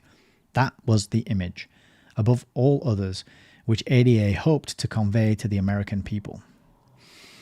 An outsider, witnessing those deliberations at the Willard Hotel that spawned the ADA, might easily have supposed he had wandered into some anniversary function of the League for Industrial Democracy. So many of the old familiar faces were there. The usual blue-chip speakers and greeters at annual LID conferences and dinners, with the exception of such proclaimed socialists as Norman Thomas or Harry Laidler, were in evidence on the platform and the floor. Eleanor Roosevelt, who was to receive an LID award in 1953 as, quote, first woman of the world, was free at last to proclaim her organizational ties with the liberal left. She was accompanied by her son, Franklin D. Roosevelt Jr., who as a congressman would roll up a 100% voting score in favor of ADA-approved bills and was to become Undersecretary of Commerce in the Kennedy-Johnson administration. In Eleanor Roosevelt's entourage were her ever-controversial protégés, Joseph P. Lash and Aubrey Williams. Lash has been listed as an early LID collaborator. Williams, an editor of the Southern Farmer and deeply involved in the budding civil rights movement, was to serve on the National Committee of the American Civil Liberties Union, a League for Industrial Democracy affiliate. Such veteran LID collaborators as Senators Herbert Lehman, Richard Neuberger, and Frank Graham sometime president of the University of North Carolina, were prominently on hand, along with Senators-to-be Hubert Humphrey and Paul Douglas. Also present was Congressman Andrew Bymiller, another old regular of the League, later to serve as a congressional lobbyist for the United AFL-CIO. David Dubinsky of the ILGWU, Walter Ruther of the United Auto Workers, James Carey of the Union of Electrical, Radio and Machine Workers, and other left-wing union chieftains cited as stable collaborators of LID attended in person, flanked by their lawyers and lieutenants. Directly or indirectly, they offered the electoral and financial backing of socialist-led unions grown to giant size in World War II. Editors and journalists, long true to LID, hastened to place their skills at the disposal of ADA. They included Robert Bendiner of The Nation, William Bone, an old socialist warrior of the 80% Socialist New Leader, Monroe Sweetland of the Molalla, Oregon Pioneer, afterwards on the campaign staff of presidential candidate John F. Kennedy, and of course James Weschler of the New York Post. Other old LIDers were columnist Edgar Ansel Maurer. The names are so unfamiliar to me, I have no idea how they sound. And longtime Soviet apologist Louis Fisher. Ironically enough, two newcomers better known for their social graces than socialist leanings, and the brothers Joseph and Stuart Alsop, headed the alphabetical list of ADA Charter members. At its inception, Americans for Democratic Action appeared to be little more than a body of self-anointed political leaders in search of a following and a program in search of a party. Convinced that no third party could win practical power in the United States, ADA's initial task was to detach misguided progressives from the third party movement, then being organized by Henry Wallace with the backing of American communists. For the moment, what Professor Brock cynically calls the utility of enemies on the left was doubly clear to ADA. By disassociating itself openly from domestic Communist Party leaders servile to Moscow, and subject, in any case, to being removed without notice, ADA ensured its own respectability, as well as its ability to shield the more vulnerable elements of the left in time of peril.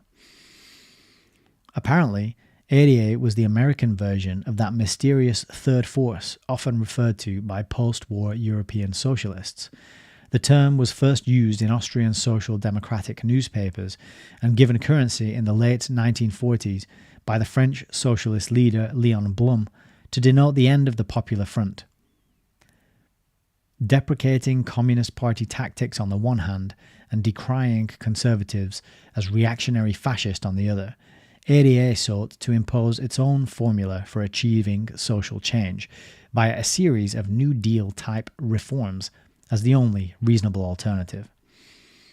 Toward the Soviet Union proper, ADA's attitude was marked by the same patience and helpfulness, though naturally a little bit criticizing, which always distinguished the London Fabian Society. Indeed, the original ADA program asserted, quote, "We firmly believe in breaking out of the vicious circle of mutual distrust between ourselves and Russia. We favor a policy based on an understanding of the legitimate aspirations of the Soviet Union." The function of this reborn organization was not solely to regain power and influence for its members and sympathizers, nor simply to repeat the experience of the New Deal. It was also to develop and speed new applications of the Keynesian method for a peaceful transition to socialism in terms of the post-war era.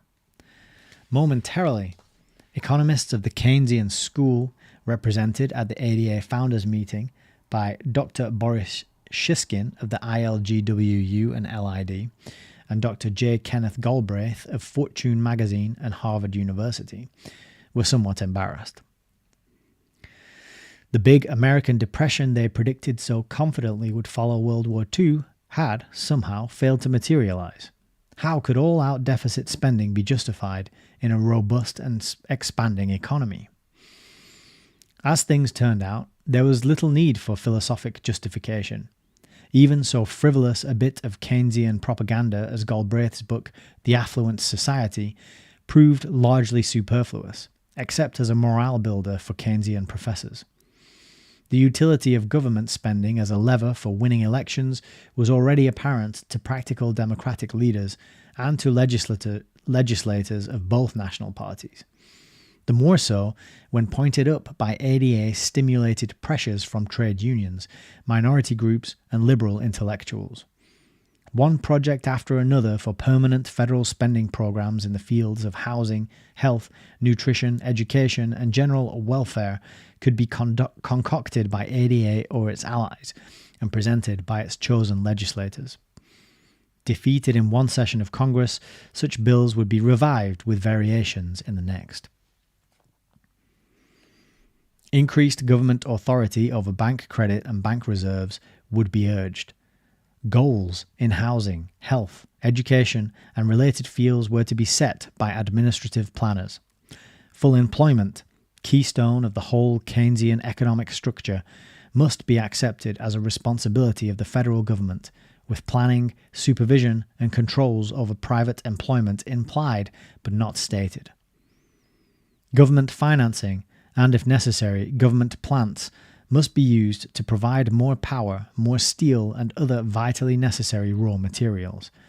Finally, would arise, during an election year, the Area Redevelopment Administration Program. All these steps would be proposed successively in ADA platforms and urged again and again on the Congress and the Executive until accepted in whole or in part. Each would lead the country another step closer to total welfare state control and expand the public sector of the economy as opposed to the private sector. Something new, however, was to be added in the new era, namely uninhibited government spending in the international field. Means would be devised to transform the Marshall Plan, supposedly designed for temporary post-war reconstruction and eagerly supported by ADA, into a permanent, large-scale program of foreign assistance, direct and indirect. Even military spending at home and abroad would not be discouraged, providing the ultimate decisions were dictated by ADA-approved State Department officials. Until such time as international control of atomic energy, advocated in the original 1947 ADA program and never abandoned, had been achieved, the threat of nuclear destruction could always be raised to generate that atmosphere of perpetual crisis needed to justify Keynesian spending policies. Membership cards of ADA announced its devotion to freedom and security for all people everywhere, presumably at the expense of the United States. That's quite a key little bit there. It reminds me very much of the Bertrand Russell book that we read. I'm going to put a tab on it. But the Bertrand Russell book was really drumming up fear about how catastrophic the nuclear war would be and how we really need a one-world government to make sure that nuclear war never breaks out. That was his whole thesis in that book. And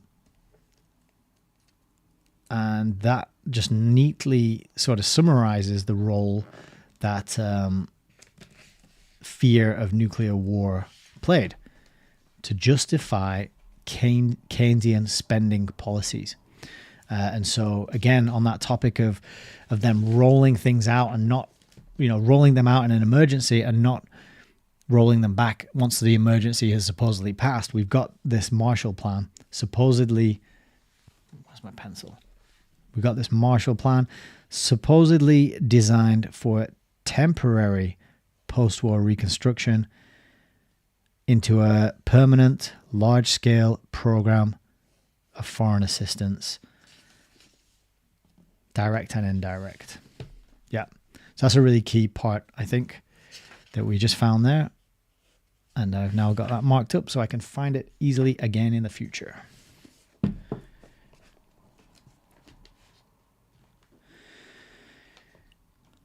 It is hard to believe a handful of people meeting privately at the Willard Hotel in 1947 could have contrived to spark so many of the measures which in less than 20 years have propelled the United States so far and so fast along the freeway to international socialism.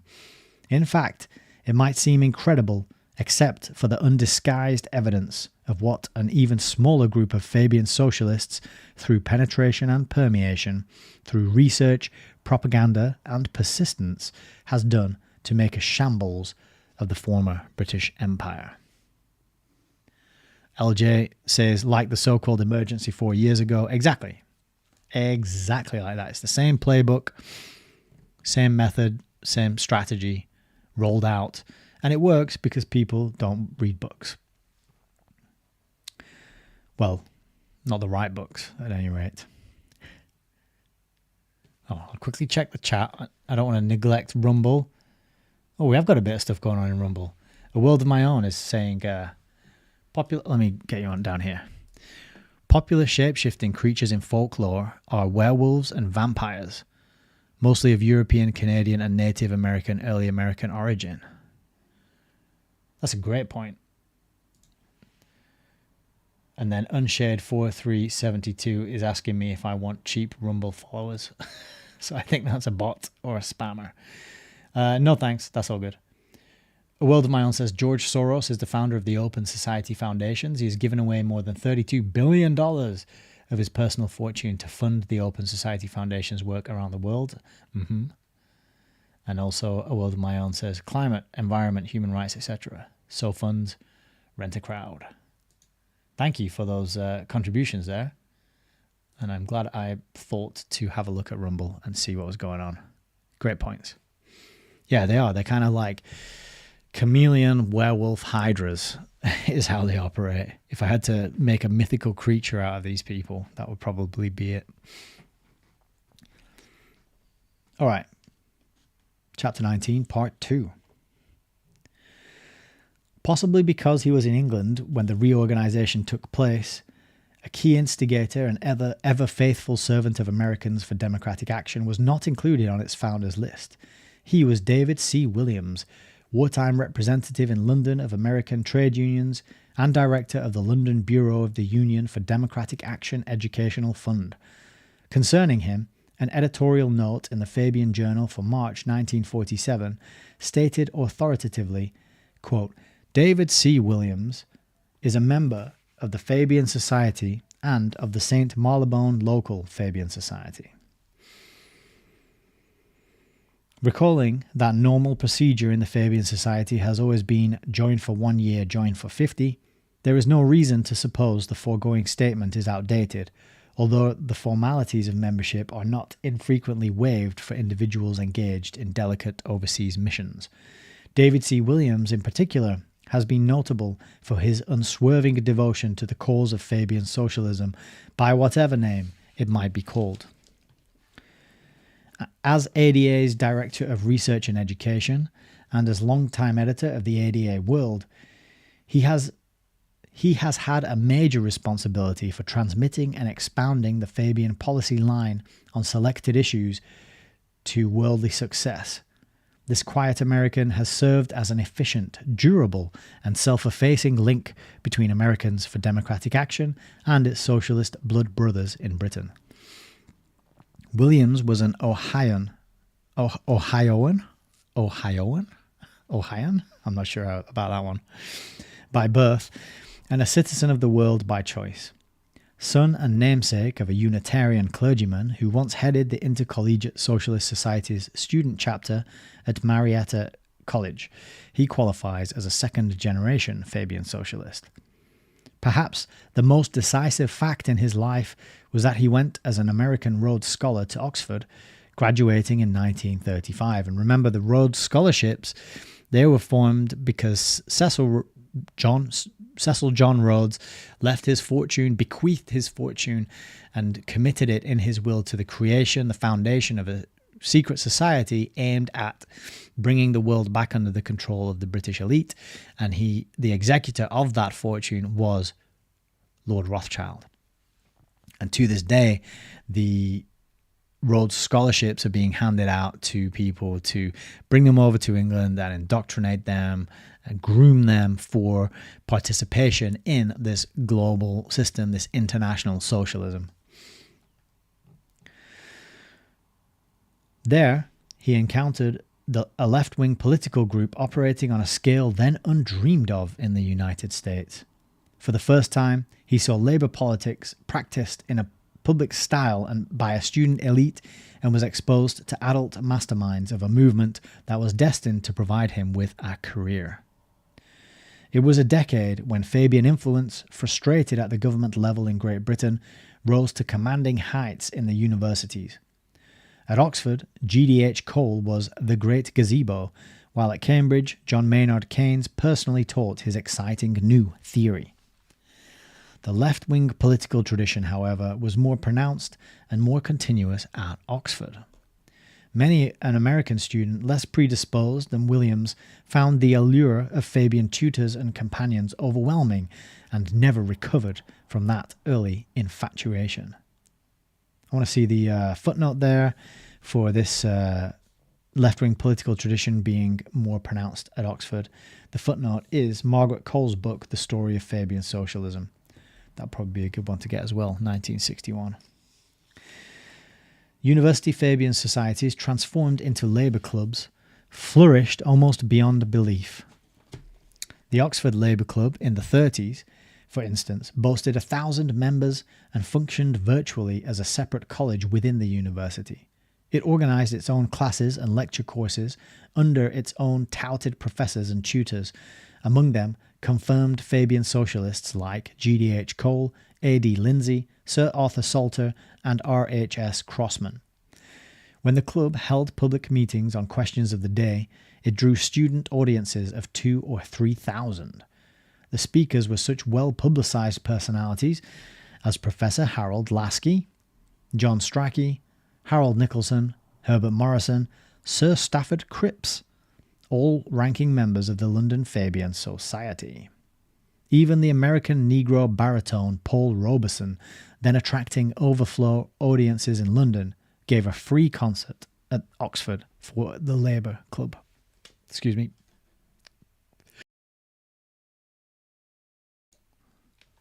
Gave a free concert at Oxford for the Labour Club. Try that again. Political theory was enlivened by some practical experience in politics, which involved organising workers in nearby factory towns, sending delegations to Parliament and picketing the ministries. Besides serving as a seedbed for future Fabian statesmen and civil servants, the Labour Club was also an agitational branch of the British Labour Party. Oxford students, transported to London by the busload, lent colour and verve to mass demonstrations against the government, a pattern now being commonly repeated in other countries around the world, sometimes with communist assistance. Did she write this last year? Nope, she wrote it in 1966. How about that? I might even just take a picture of that, because what's the famous phrase? Like history doesn't repeat, but it often rhymes. Was that 10 points to someone in the chat if you can come up with the author who said that, or who that quote is attributed to? History doesn't repeat, but it often rhymes. I think that's how it goes. I think it was an American author, if I'm not mistaken. A World of My Own is asking on Rumble, was Bill Clinton a Rhodes Scholar? Upon graduating from Georgetown in 1968, Clinton won a Rhodes Scholarship to University College, Oxford, where he initially read for a B.Phil in philosophy. There you go. Clinton is a Rhodes Scholar indeed. I think I knew that, but I really appreciate you sharing that for the benefit of everybody on the stream and tuning in. Wonderful. Okay. Yeah, that's amazing, isn't it? Mass demonstrations against the government with communist assistance. Students. Students, mass demonstrations against the government, communist assistance. It's still going on now. That really gives that golden thread to this whole thing as being a very key part of what is unfolding in the modern world.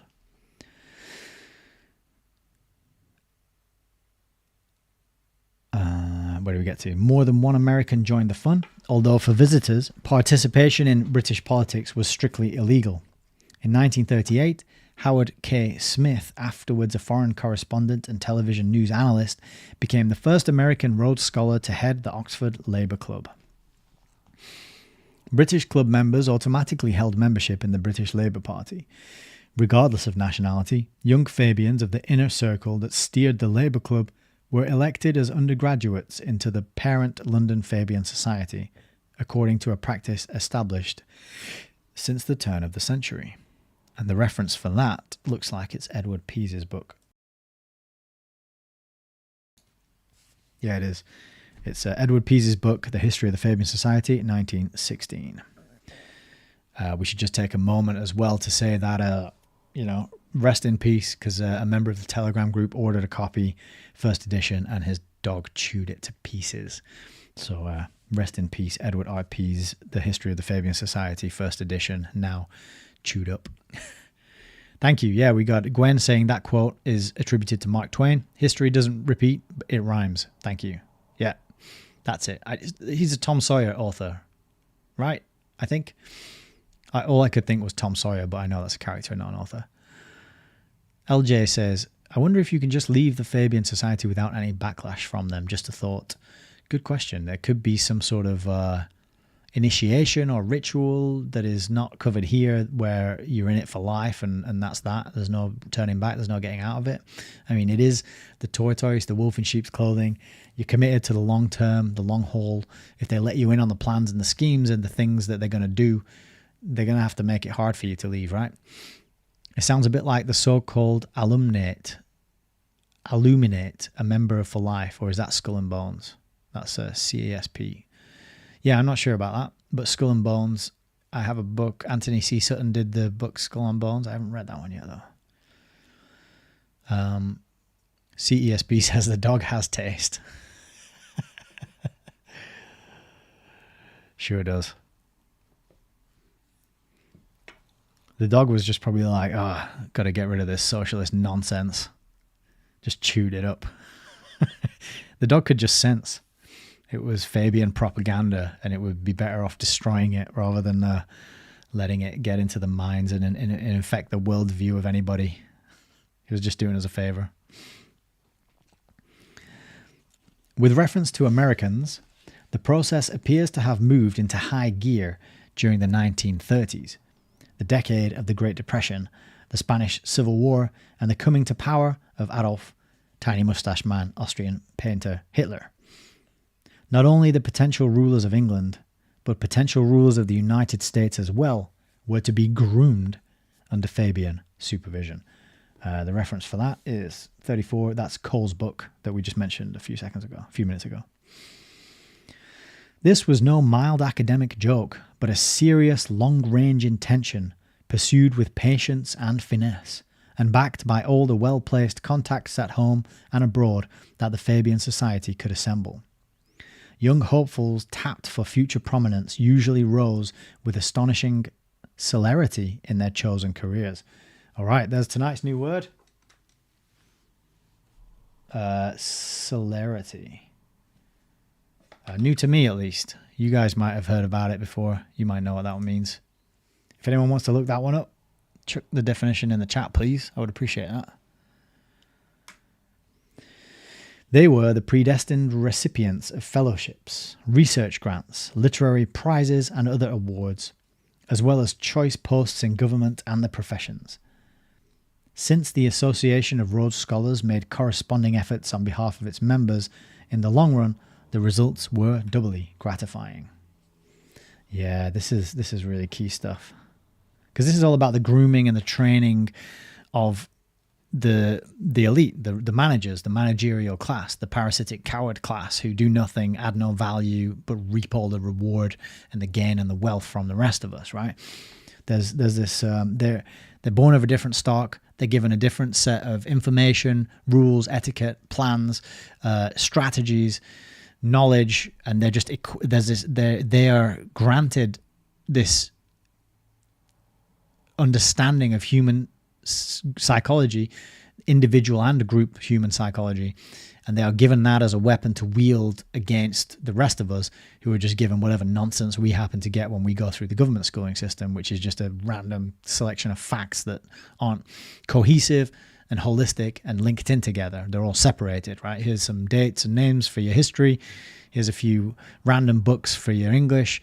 Here's a little bit of French, a bit of German. Here's a few quadratic equations for your maths, but never taught how to holistically link it all together and use it to learn more about the world and learn how to do things in the world, right? They do get that. They do get the trivium method of education, the grammar, logic, and rhetoric, and how to discover and how to learn. Because the only thing you really need to be taught is how to learn.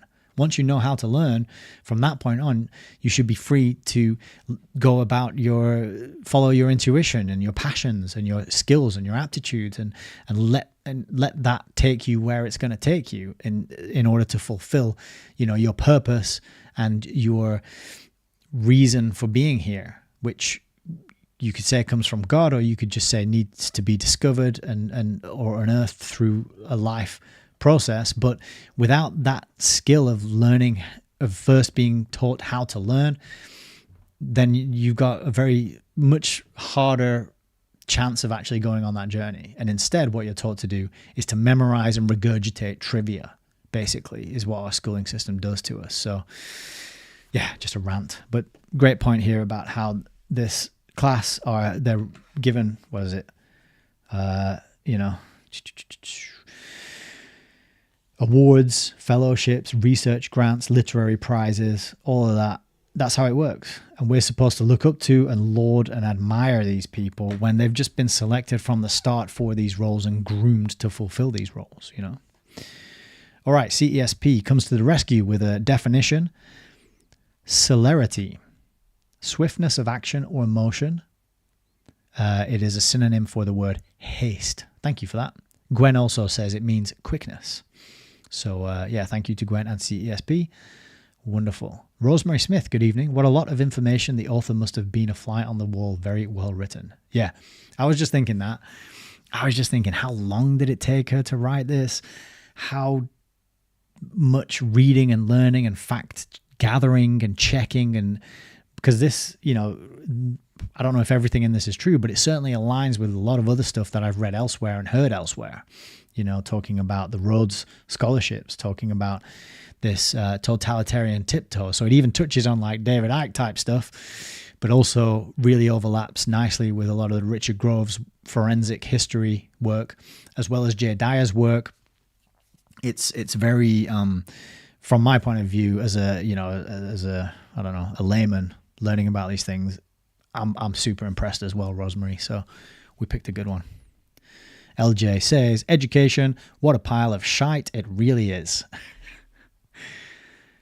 But I don't mean to be pedantic, and I have been called pedantic in the past, but I would just differentiate between the word schooling and education. Because education, if you can get one, a good one, a liberal education according to the trivium and the quadrivium, an education, you might even give yourself an education through self-study and self-directed learning, right? So an education is a good thing to have and get and receive. We don't get that. What we get is schooling.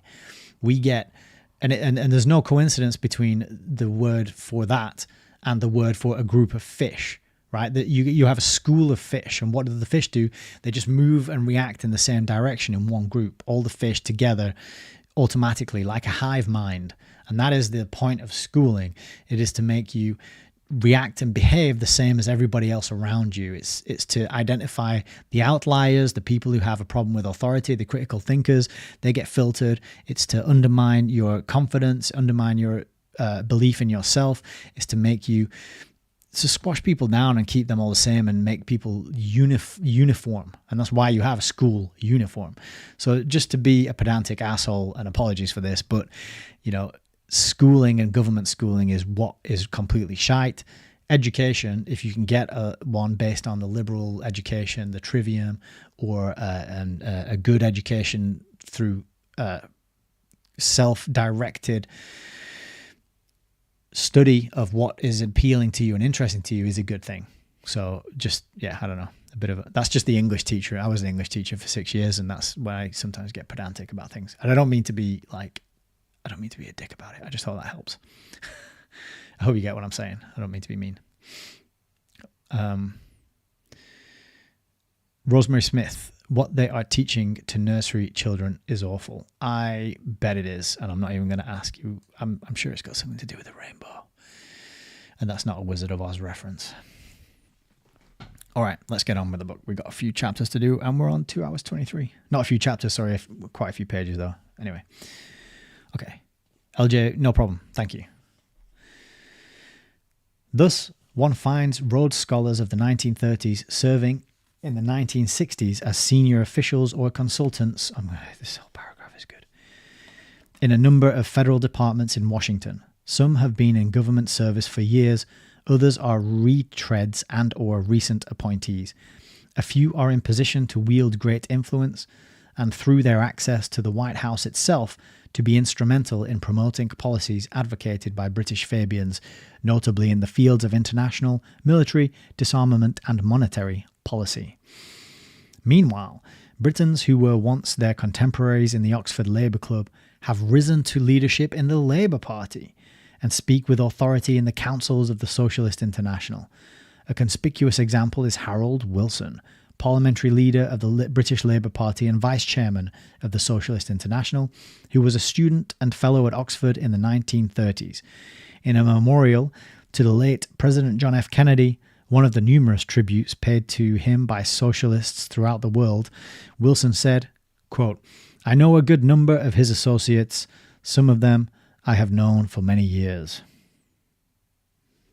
Yeah, so that is another key part of the golden thread of the Rhodes Scholars and the Oxford Labour Club, and how these people are all groomed to get into these roles of power and influence and political roles, right? And that's why this chapter is called Power and Influence. I think we just figured that out.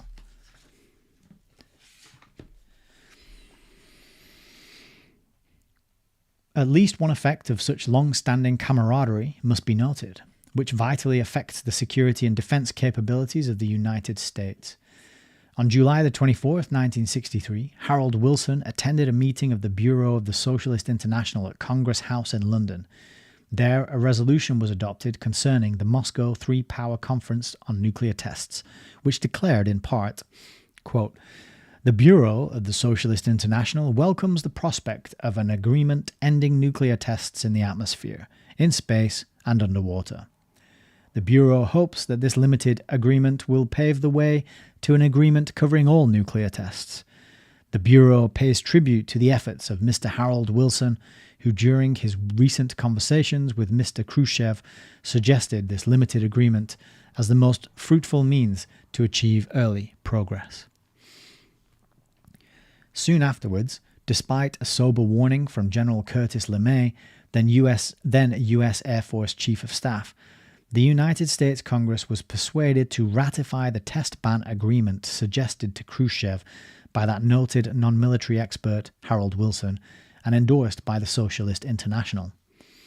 At a time when civilian planners in the Pentagon looked primarily to atomic missiles for the future defense of America, the pact prevented the United States from testing the efficiency of nuclear warheads on missiles still unproved. Some leading proponents of the test ban in administration circles were Secretary of State Dean Rusk and Walt Whitman Rostow. Both of those gentlemen, I don't know if they're gentlemen, both of those men went to Oxford. Thus the old school tie, in shades of pink to red, spans the Atlantic. How many American Rhodes Scholars have been enrolled in the London Fabian Society over the years, it would be difficult to say. No statistics on the subject have been released. The identity of such recruits has been closely guarded, apparently to avoid embarrassing those who hold or hope to hold positions of influence in their native land. Moreover, this particular type of recruitment might be construed by jurists as violating the intent of the Rhodes Trust, which, however singular, was anything but socialist. Cecil Rhodes, under whose last will and trust was created, Hang on, let's have a look at the footnote here because it touches on what we were just saying, what I was just saying, so we can fact check ourselves. So, Cecil Rhodes, under whose last will the trust was created, and the footnote is 38, which says, originals of 7 wills written by Lord Rhodes between 1877 and 1899 may be found at Rhodes House at Oxford. The first 5 dealt with a worldwide secret society to promote the British Empire. The 6th, dated in 1895, provided scholarships for young collegians. The final will, drawn in 1899 and made public in 1902 after Rhodes's death, offered scholarships to American collegians. Rhodes' trustees simultaneously took steps to form the secret society proposed by the old empire builder. On July the 24th, 1902, the Pilgrim Society of Great Britain was founded, and 6 months later, on January the 13th, 1903, the Pilgrim Society of the United States was organized. Thomas W. Lamont Sr. was at one time chairman of the executive committee of the American Pilgrims. And, check this out for a little bit of synchronicity, Alger Hiss. Do you remember that fella? Alger Hiss, we saw him on one of the Wikipedia pages earlier.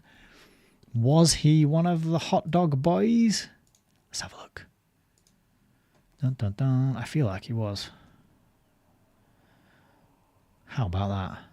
Nailed it. Nailed it. Let me go over here. I'll just show you. Article cam. Remember when we were going through this bit, I said, oh, Alger Hiss, I've clicked on I've clicked on that page before and read about him, but I couldn't remember why. I just noticed in the next footnote in the book, this guy's mentioned. But he is one of the happy hot dogs. He is one of Felix's Frankfurter's happy hot dogs. So just wanted just a little callback and a little synchronicity there, and proves that my memory is not as terrible as I sometimes think it is. All right, back to the book. And we'll just move this over here. So I think we're going to hear about Alger Hiss in a moment, but for now, we're on the Rhodes Scholars. Cecil Rhodes, under whose last will the trust was created, had been an impassioned English patriot and the most rugged of individualists. He looked forward secretly to a time when the United States would rejoin Great Britain in a world federation of states steered from London. Superficially, his plans for international government and for giving young colonists a political bias along with an Oxford education might be said to resemble the Fabian societies. Fundamentally, however, his purpose was diametrically opposed to that of Sidney Webb's Select Company. Above all, Lord Rhodes was dedicated to the perpetuation and extension along classic capitalist lines of the British Empire, which Fabians schemed to dissolve. Obviously, he never intended that his fortune amassed in the gold fields and diamond mines of South Africa be used to train young Americans to Fabian socialism, or to promote peaceful social revolution, under a cloak of learning and old world culture in a lost colony of the British Empire.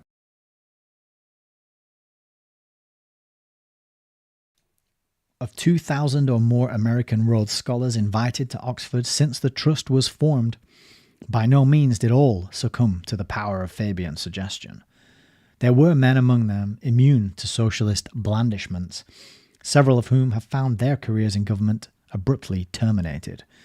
Such patriotic and ill-rewarded Americans include Brighton Barron, former head of the State Department's Treaty Section, and Elvis J. Starr Jr., Secretary of the Army during the Kennedy-Johnson administration, who resigned in protest against the, quote, muzzling of the military. There was also Stanley H. Hornbeck, Chief of the State Department's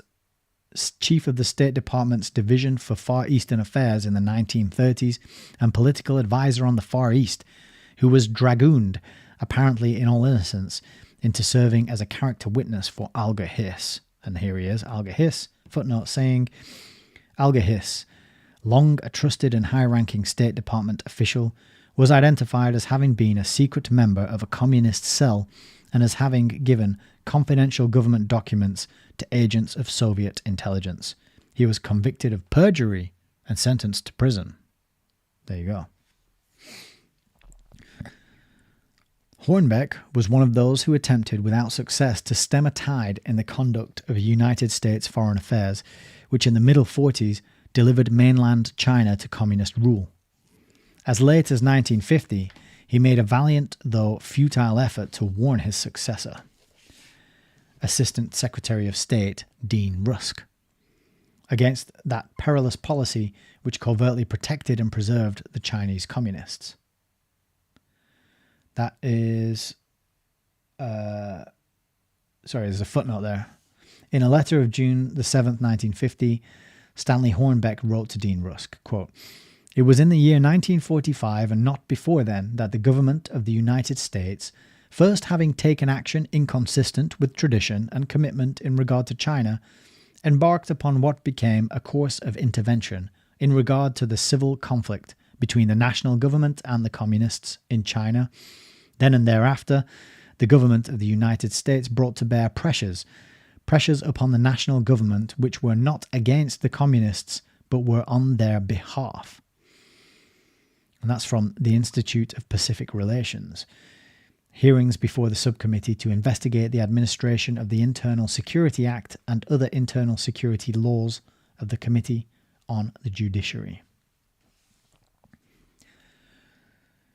Presidential appointments of 1961 to 1964, however, gave extraordinary prominence to American Oxonians of the same vintage as David C. Williams and Howard K. Smith, apparently holding mutually congenial views.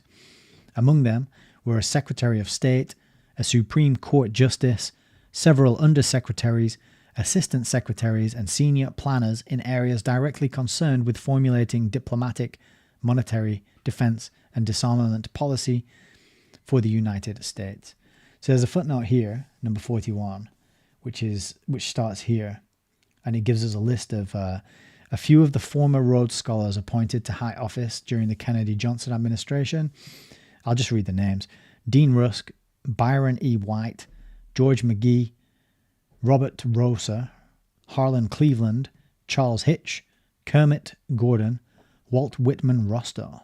And all of those went to Oxford, all Rhodes Scholars appearing in high office during Kennedy-Johnson's administration.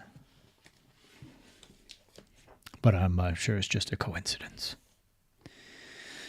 Even the director of the budget, Dr. Kermit Gordon, who states that growth is the answer to deficits, was one of them. Based on an analysis of their writings, speeches, and official acts, the collective opinions of those officials on basic issues can be rather simply tabulated. Economics. Post-Keynesian, that is, the greater the deficit, the greater the national growth. Developed nations must expend their substance for the benefit of underdeveloped nations on a government-to-government basis. Welfare state. Responsibility of the federal government to provide financial aid from tax monies to an ever-growing number of private citizens and institutions, pilot programs in Medicare, public housing, rent subsidies, urban renewal, job training, aid to education, research and depressed areas, to be expanded year by year, more centralized control as a result of federal aid to states and municipalities, social security system to be used as a basis for collecting computerized federal dossiers on the entire population. I've got to underline that. Social security system to be used as a basis for collecting computerized federal dossiers on the entire population. This page is getting a tab. So it's got a list of the Rhodes Scholars who ended up in the Kennedy-Johnson administration, and we got a list of what their policies all amounted to. We got to tab this. We're going to have to come back and look at this at another point. Hang on. Let's do it that way around. I don't even know why I picked pink for this book. Right.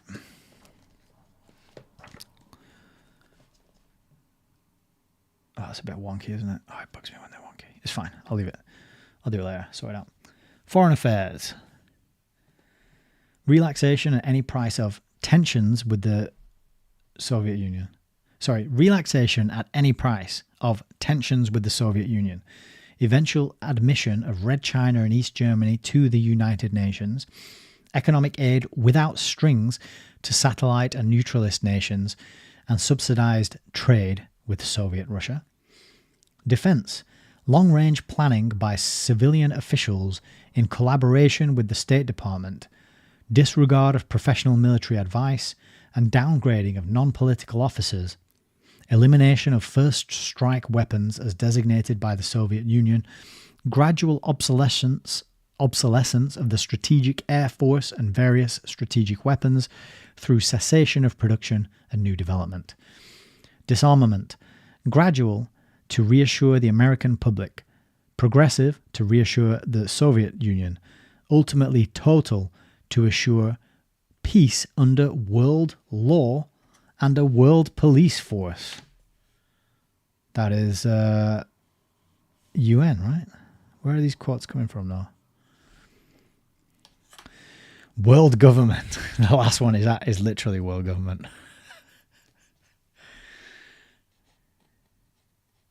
World government to be achieved as rapidly as possible through the United Nations via modernization of the United States Constitution. Wow, there you are. So, we have an arrow there. And it's the United Nations through which world government is to be achieved.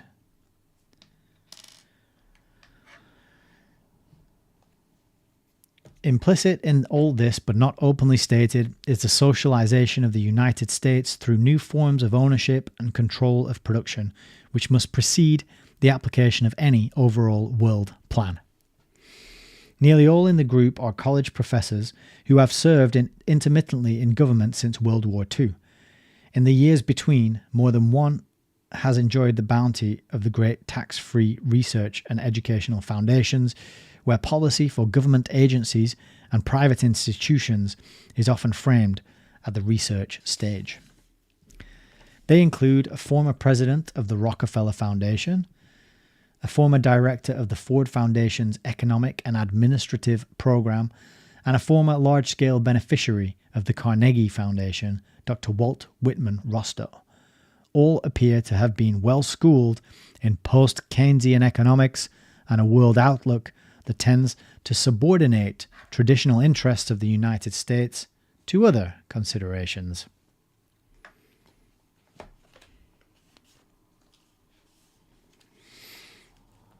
If, as the record would indicate, they have been affected since their student days at Oxford by Fabian's socialist ideas, they might be expected to render signal service to Americans for Democratic Action, whose international program closely parallels that of the Fabian Society.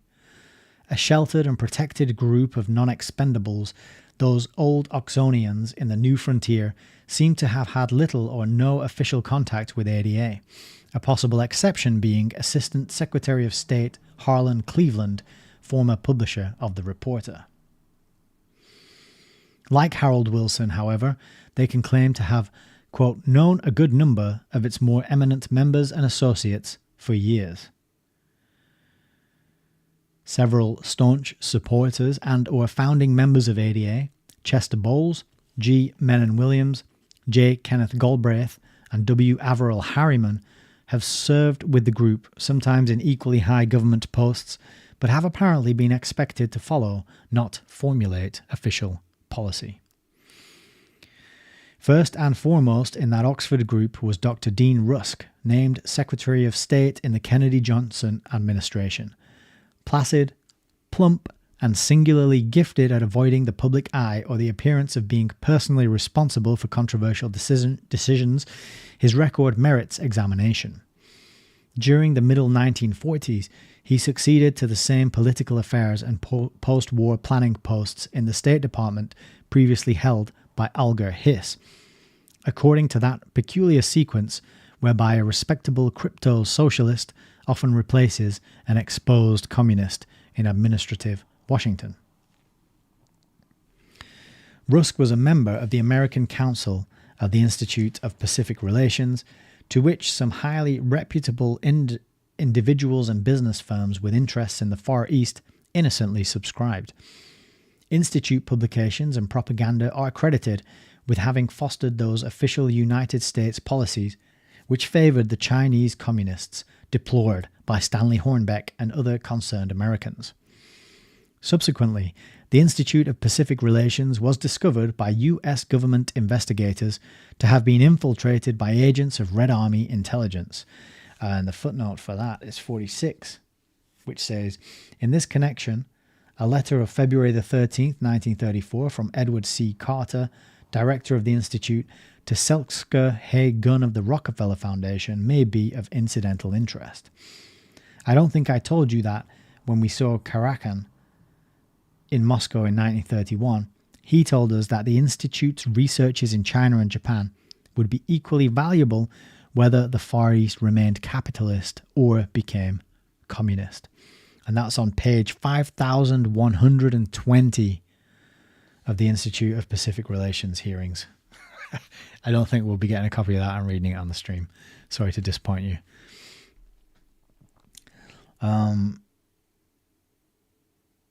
Where the heck were we? Here. Yet, Dean Rusk, a State Department official, still recommended Institute publications for use by the Chief of U.S. Military Intelligence. And that is the footnote for that is from the same place. Even in 1950, 5 years after the Amerasia case, he strongly supported the Institute's request for Ford and Rockefeller Foundation grants. That year, as Assistant Secretary of State for Far Eastern Affairs, Rusk delivered a memorable speech comparing the Chinese Reds to the American Patriots of 1776.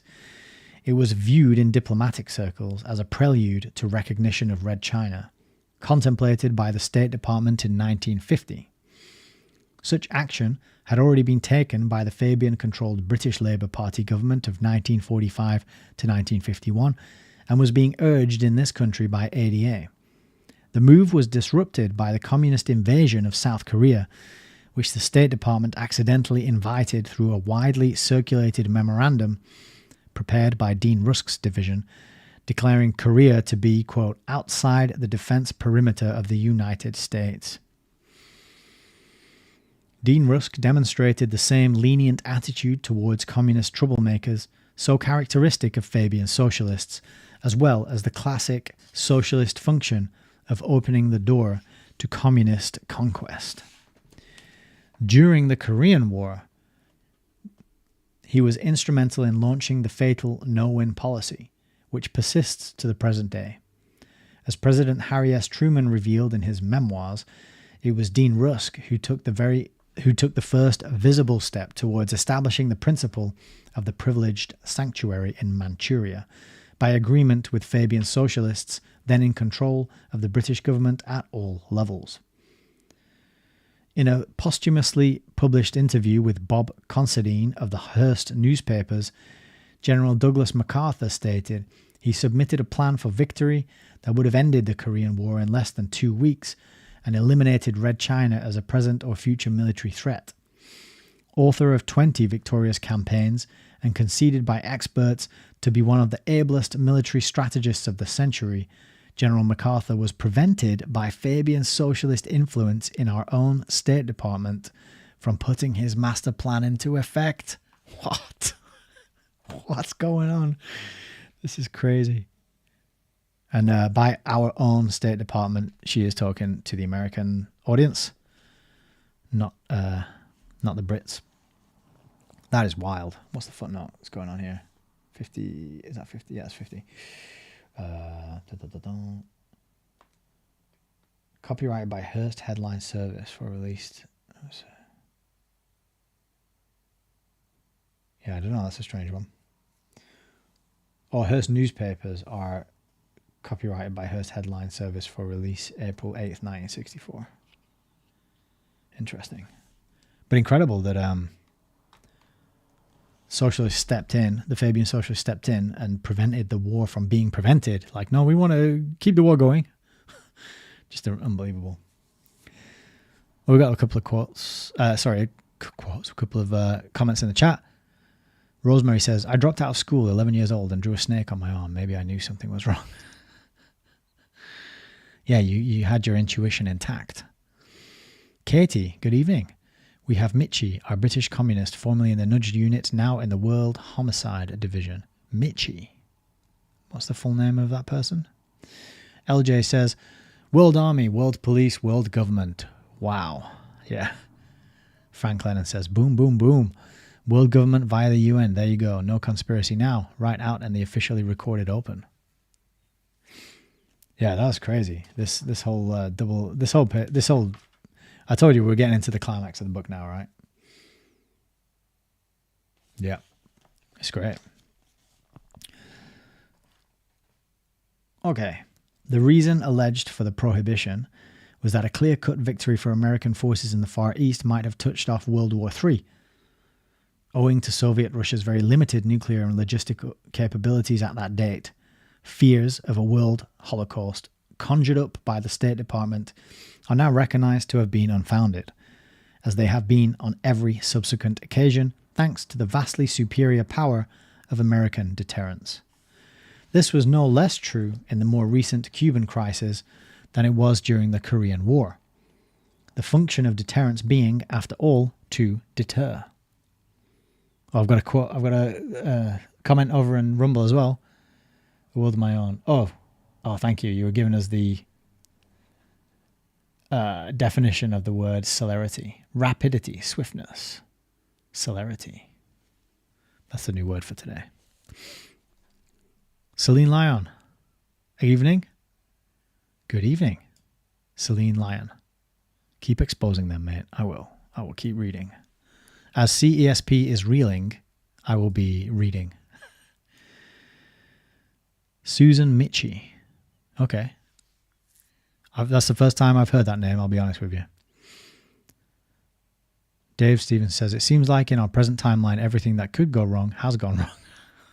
Well, we haven't all been obliterated by nuclear weapons, if you believe that they're a real thing that exists. Some people don't. I have no idea where we got up to now. Oh yeah, here we go. The function is as late as April 1964, General Thomas S. Power flatly declared that as long as the Strategic Air Force is maintained at peak efficiency and the Russians know it, quote, there is no danger of a nuclear war. The truth was that in 1950, socialists everywhere, in America, in England, and in the United Nations, displayed a quiet determination to protect and preserve Red China, whatever the cost in American or British casualties, just as socialists of an earlier generation had moved in 1920 to preserve Soviet Russia. For the prolonged bloodletting in Korea and the final humiliating stalemate that so greatly damaged the American position in the Far East, Dean Rusk shared the responsibility to a degree not generally realized. It hardly mattered that in 1952, when the damage had been done, Rusk delivered a verbal attack on the Red Chinese government and spoke respectfully of Chiang Kai-shek, nor that he was chided for doing so by the British Fabian socialist Michael Lindsay in a letter to the New Statesman. This type of interplay only served to provide protective colouring for Dr. Rusk and to ensure his availability for future service at a still higher official level. As Secretary of State in the Kennedy-Johnson administration, Dr. Rusk revived and enforced the principle of the privileged sanctuary in Southeast Asia. True, he talked bravely of victory in Vietnam, yet at a cost of some $5 million per day in United States economic and military aid, the jungle war in Vietnam was allowed to continue year after year under restrictions that made victory impossible.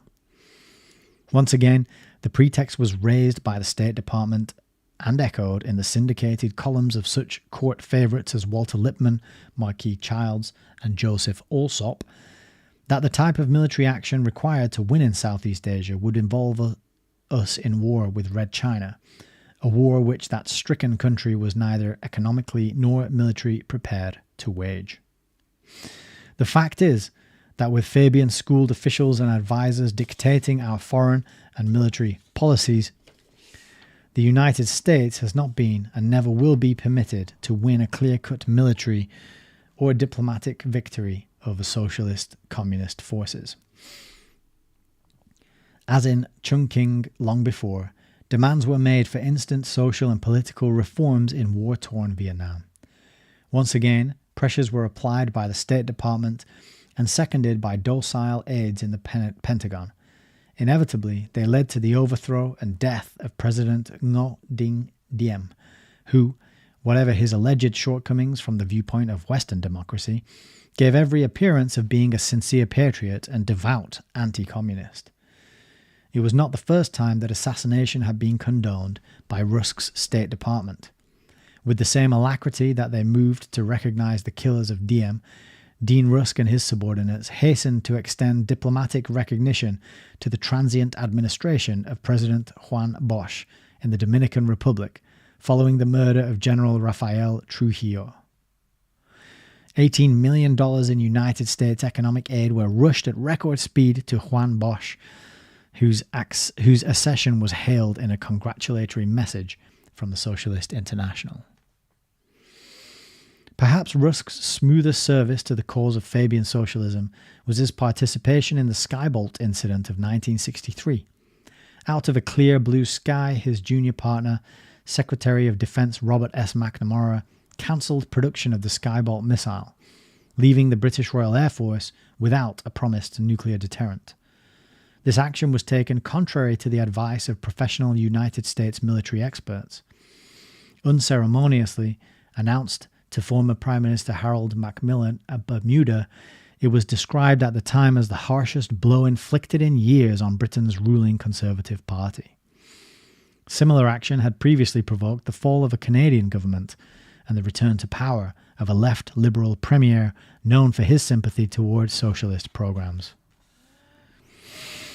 Some theorized that a more indirect result of l'affaire Skybolt was to convince General Charles de Gaulle of France that American pledges of atomic aid were unreliable and that he might just as well go it alone.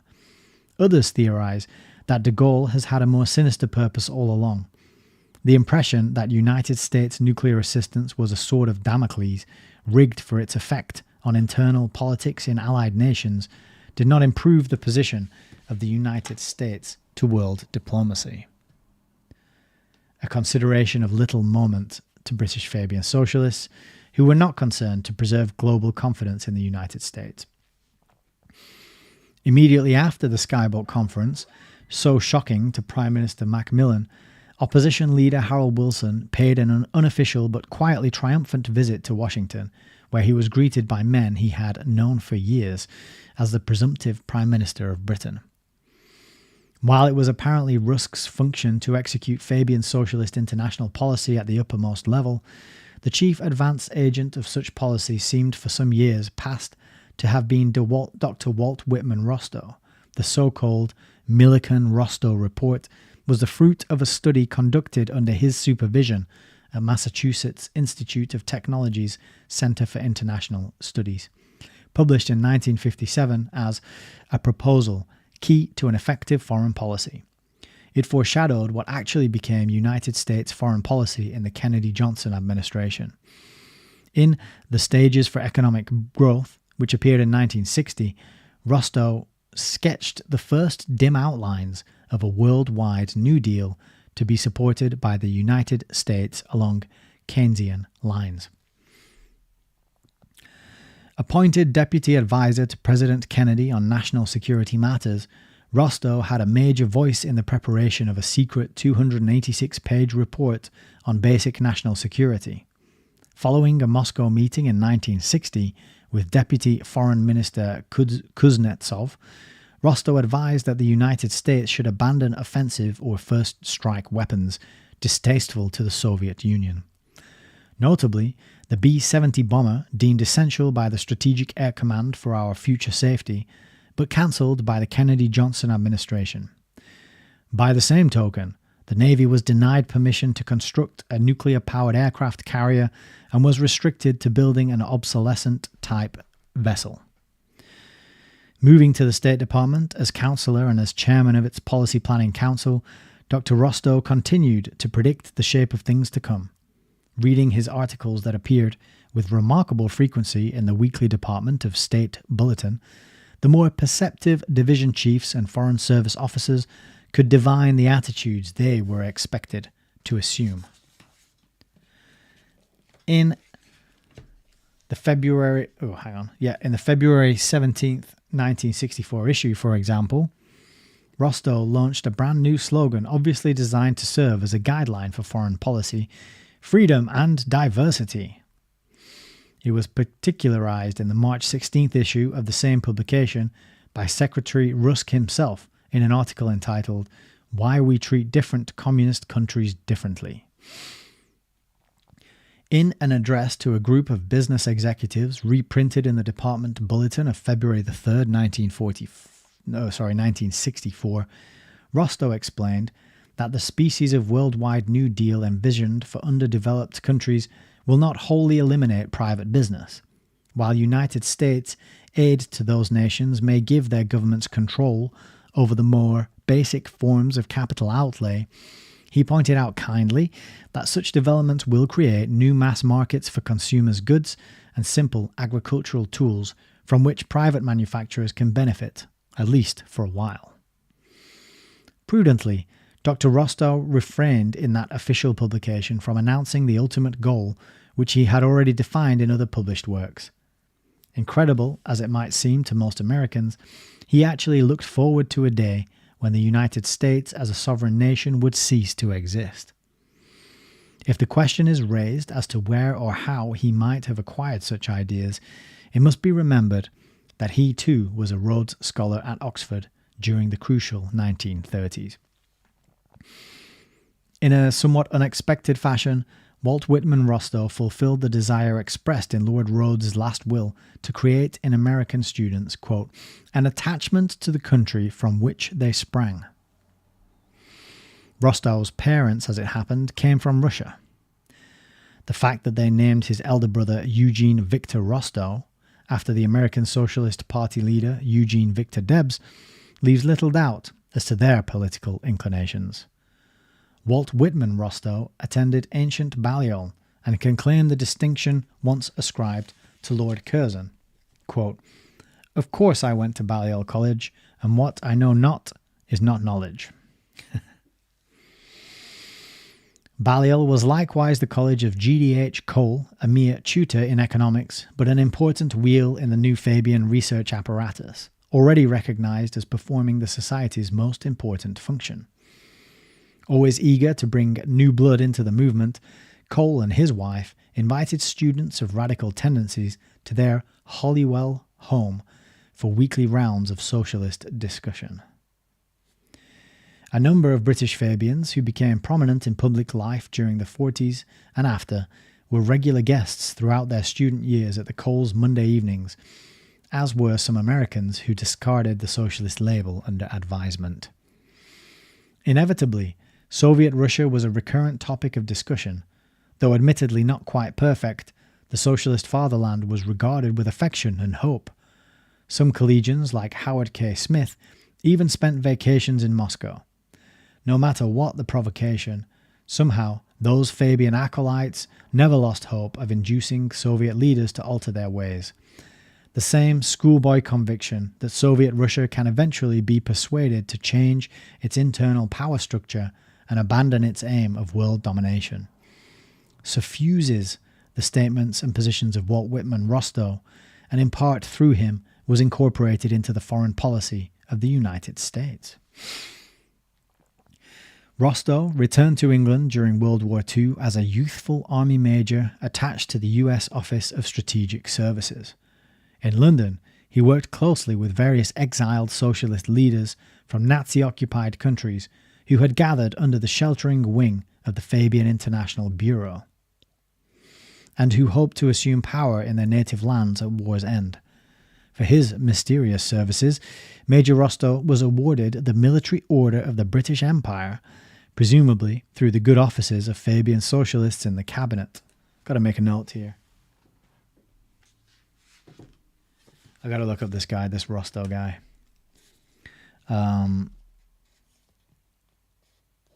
Rostow Walt.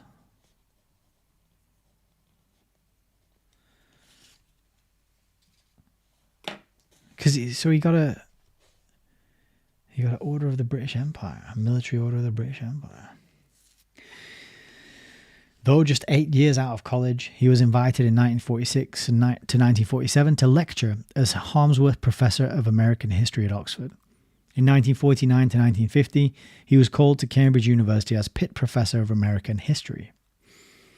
During the 2 years that intervened between his teaching sessions at Oxford and Cambridge, Walt Whitman Rostow worked in Geneva as assistant to Dr. Gunnar Myrdal, then Executive Secretary of the United Nations Economic Commission for Europe. Myrdal was a socialist and former Minister of Commerce in Sweden, who all but succeeded in wrecking his country's post-war economy. As wartime economic advisor to the Swedish embassy in Washington, he had fallen under the spell of those American Keynesians who were certain the United States would suffer an even more severe depression after the Second World War than after the First. Believing Sweden must hedge against the predicted world slump, Dr. Myrdal and his associates applied a number of inflationary Keynesian measures. These included cheap money, an expansion of credit at home, and raising the value of the krone abroad. Looking to the communist Russia for new trade opportunities, Myrdal personally engineered a 1 billion kroner, which is $280 million, trade agreement with the Soviet Union. The Swedish government agreed to underwrite 5-year credits in that amount to the Russians, who could buy directly from the manufacturers, an arrangement in some respects similar to the 1964 Soviet wheat deal with the United States. Although Sweden emerged from World War II in a very prosperous condition, the remedies prescribed by Dr. Myrdal had reduced the country by 1948 to appealing for Marshall Plan aid. Meanwhile, Myrdal himself retired in style to Geneva, where he proceeded undisturbed to recommend economic policy for all of Europe. Fortunately, perhaps, his advice was not taken too seriously. The reverence which Dr. Myrdal still inspires among left liberals in the United States and England derives from a monumental 1,500-page work published in 1944, An American Dilemma. Despite his unconcealed socialist affiliations, he was chosen by the tax-free Carnegie Foundation to direct a $250,000 study of race relations in the southern United States. Since Sweden had never known a Negro problem, it was presumed Dr. Myrdal would be unprejudiced. In his report, however, he acknowledged a debt to W.E.B. Du Bois, a founder of the NAACP and an early promoter of Pan-Africanism. Myrdal's repeated emphasis on the alleged tendencies to violence and disrespect for law, which he found innate in the American character, appears to have inspired in some measure the forms of later civil rights agitation in the United States. By 1947, this massive and costly volume was already in its 9th edition. Used by NAACP lawyers, it furnished the so-called sociological background for the United States Supreme Court's school integration decision of 1954. Incidentally, it also contained some highly disparaging remarks about the United States Constitution, referring to the nearly fetishistic cult of the Constitution. Dr. Myrdal asserted that the 150-year-old Constitution is in many respects impractical and ill-suited for modern conditions. Modern historical studies reveal that the Constitutional Convention was nearly a plot against the common people. Until recently, the Constitution has been used to block the popular will. This was the man with whom Walt Whitman Rostow worked harmoniously for 2 years at Geneva, so much so that on returning to England in 1949, he left his brother Eugene Victor Rostow to act as Murdo's assistant. Eugene Victor Rostow, who later became dean of the Yale University Law School, was reported in mid-1964 to be under consideration for an opening on the Circuit Court of Appeals in Connecticut as a preliminary to his eventual appointment to the United States Supreme Court. Former students who attended Dr. Walt Whitman Rostow's lectures in England and or later in the United States claim that his approach to American history is strictly geopolitical. Father of the alleged science of geopolitics was a British geographer Sir Halford Mackinder, friend of early British Fabians at the University of London. Mackinder developed the theory of a pivot or heartland area deep in Eurasia and assigned a lesser role to all lands outside it. Since it stresses the relationship between physical geography and national behavior, geopolitics has aroused some interest among military strategists, armchair and otherwise. Based on a materialistic view of history, it has stirred the enthusiasm of both socialist and National Socialist planners and was utilized by military intelligence experts of the Black Reichswehr, notably Major General Ernst Haushofer, in drafting Adolf Mustache Man Austrian painter Hitler's blueprint for world conquest. Adopting geopolitical jargon, Walt Whitman Rostow described America as a mere continental island off the greater landmass of Eurasia, comprising Europe, Asia, and Africa.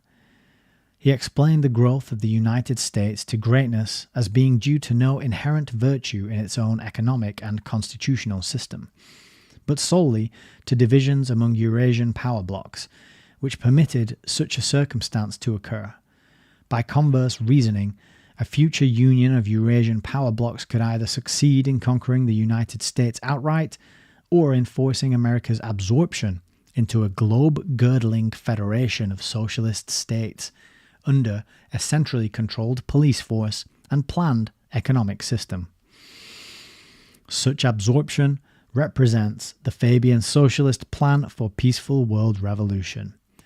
It is demonstrated by the visible attempt on one hand to encircle the United States with a swiftly growing bloc of socialist-ruled nations, and on the other by an attempt to procure a permanent economic and political accommodation between the United States and Soviet Russia. This far-flung plan presupposes eventual world rule by an intellectual socialist elite backed by the mass electoral power of a worldwide socialist labor confederation whose docility will be guaranteed through the device of full state-assured employment. For more than a decade, Dr. Walt Whitman Rostow appears to have been its veiled prophet in the United States. Couched, like the theory of Keynes, in bland, semi-technical language designed to mystify the uninitiate, the overall plan is revealed by signs to an illumined few. Sorry, I just got to mark this page as well because it's pretty powerful stuff.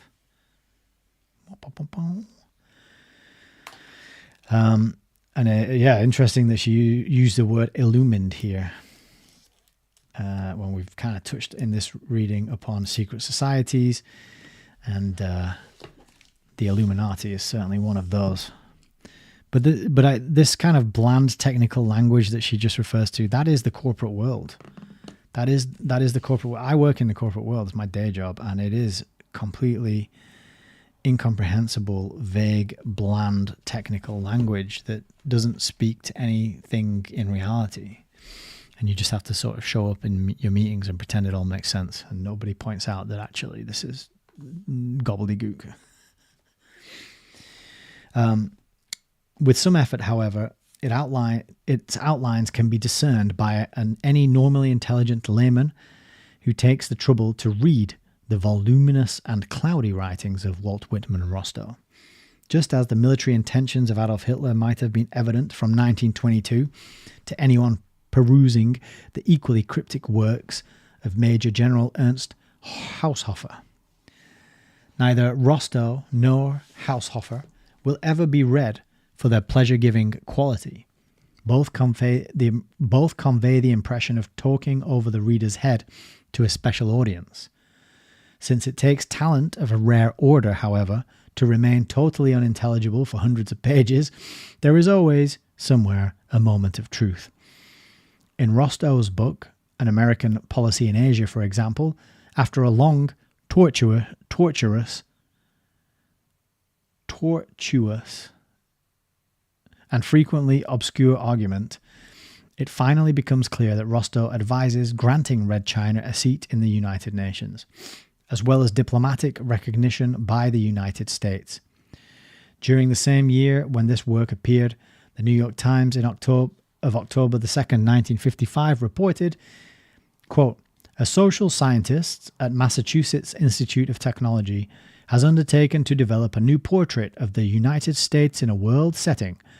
Under the 3-year grant from the Carnegie Foundation of New York, Dr. Walt W. Rostow, a professor of economic history, is directing the study.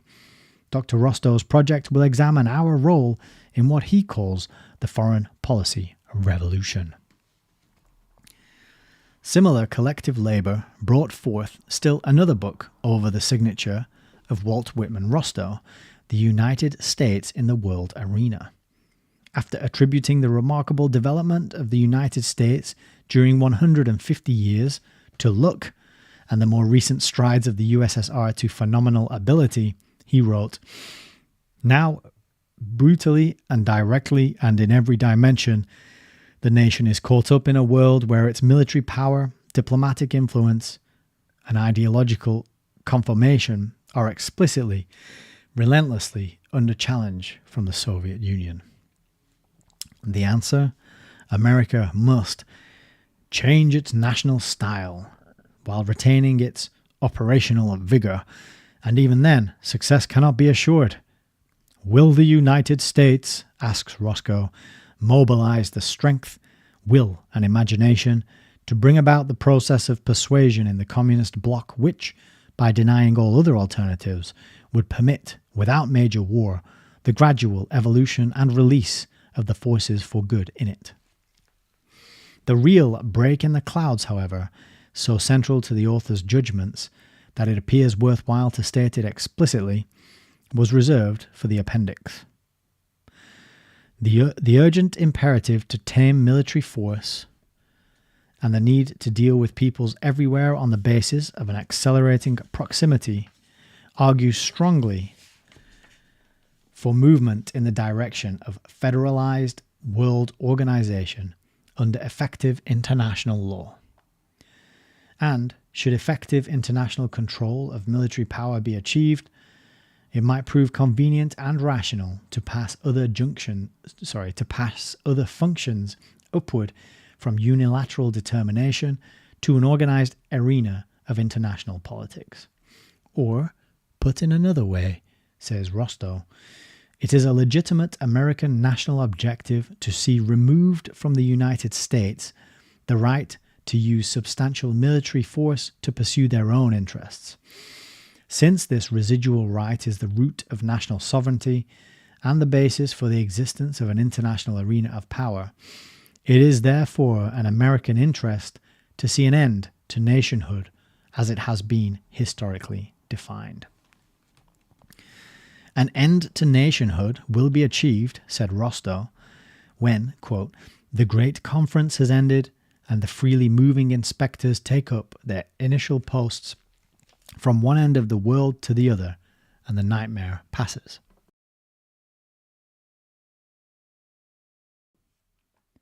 In a contrary vein, it may be pertinent to recall the laconic words of an old-style American who did not live to see the no-win policies in Korea, Vietnam, and Cuba.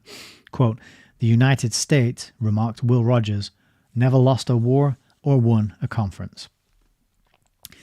The judgments of Walt Whitman Rostow are not personal to him, nor confined to the close-knit group of high-salaried professors in government who enjoyed the benefits of an Oxford education in the same era as he. As previously noted, an official declaration approved by the Congress of the Socialist International at Oslo in 1962 stated plainly, The ultimate objective of the parties of the Socialist International is nothing less than world government. Membership of the United Nations must be made universal, so that all nations, including China, may be represented by their governments in power. And that's, if you want the footnote for that, this here, 71. I'm going on here, 71. It's The World Today, The Socialist Perspective, a Socialist International publication, page 11. No date. No date.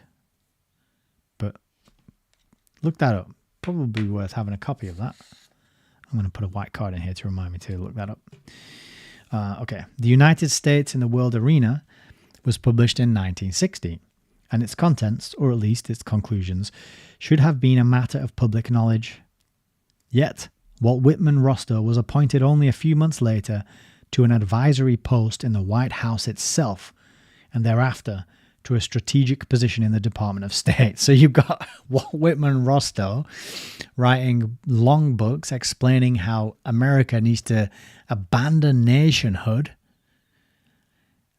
then getting promoted to work in the White House as an advisor, and then into a strategic position at the Department of State. It's mental. With the great wealth of able, well-educated and patriotic citizens available and willing to serve their country in an official capacity, how does it happen that out of 170 million Americans, a man was chosen who pursues objectives common to those of the Socialist International? One thing is certain, it did not happen by accident. A domestic political group able to deliver a substantial block of votes and a domestic lobby of substantial weight in Washington were required to assure the predominance of such officials in the Kennedy-Johnson and Johnson-Humphrey administrations. Both requirements were met by Americans for Democratic Action, political arm of the Fabian socialist movement in the United States. There you have it. Chapter 19, done and dusted. I'll pop that in there. What's next? More power and influence, chapter 20, but not tonight. No, not tonight. We got to take a break. I got to rest my throat, and I got to reflect on that epic chapter that we just read, because that was a lot of stuff. Let me have a sip, and then we'll review the comments.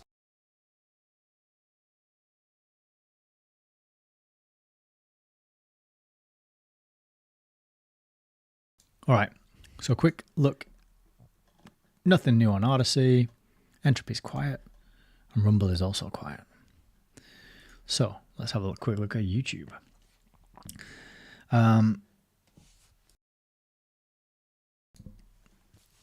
So Susan Mitchie.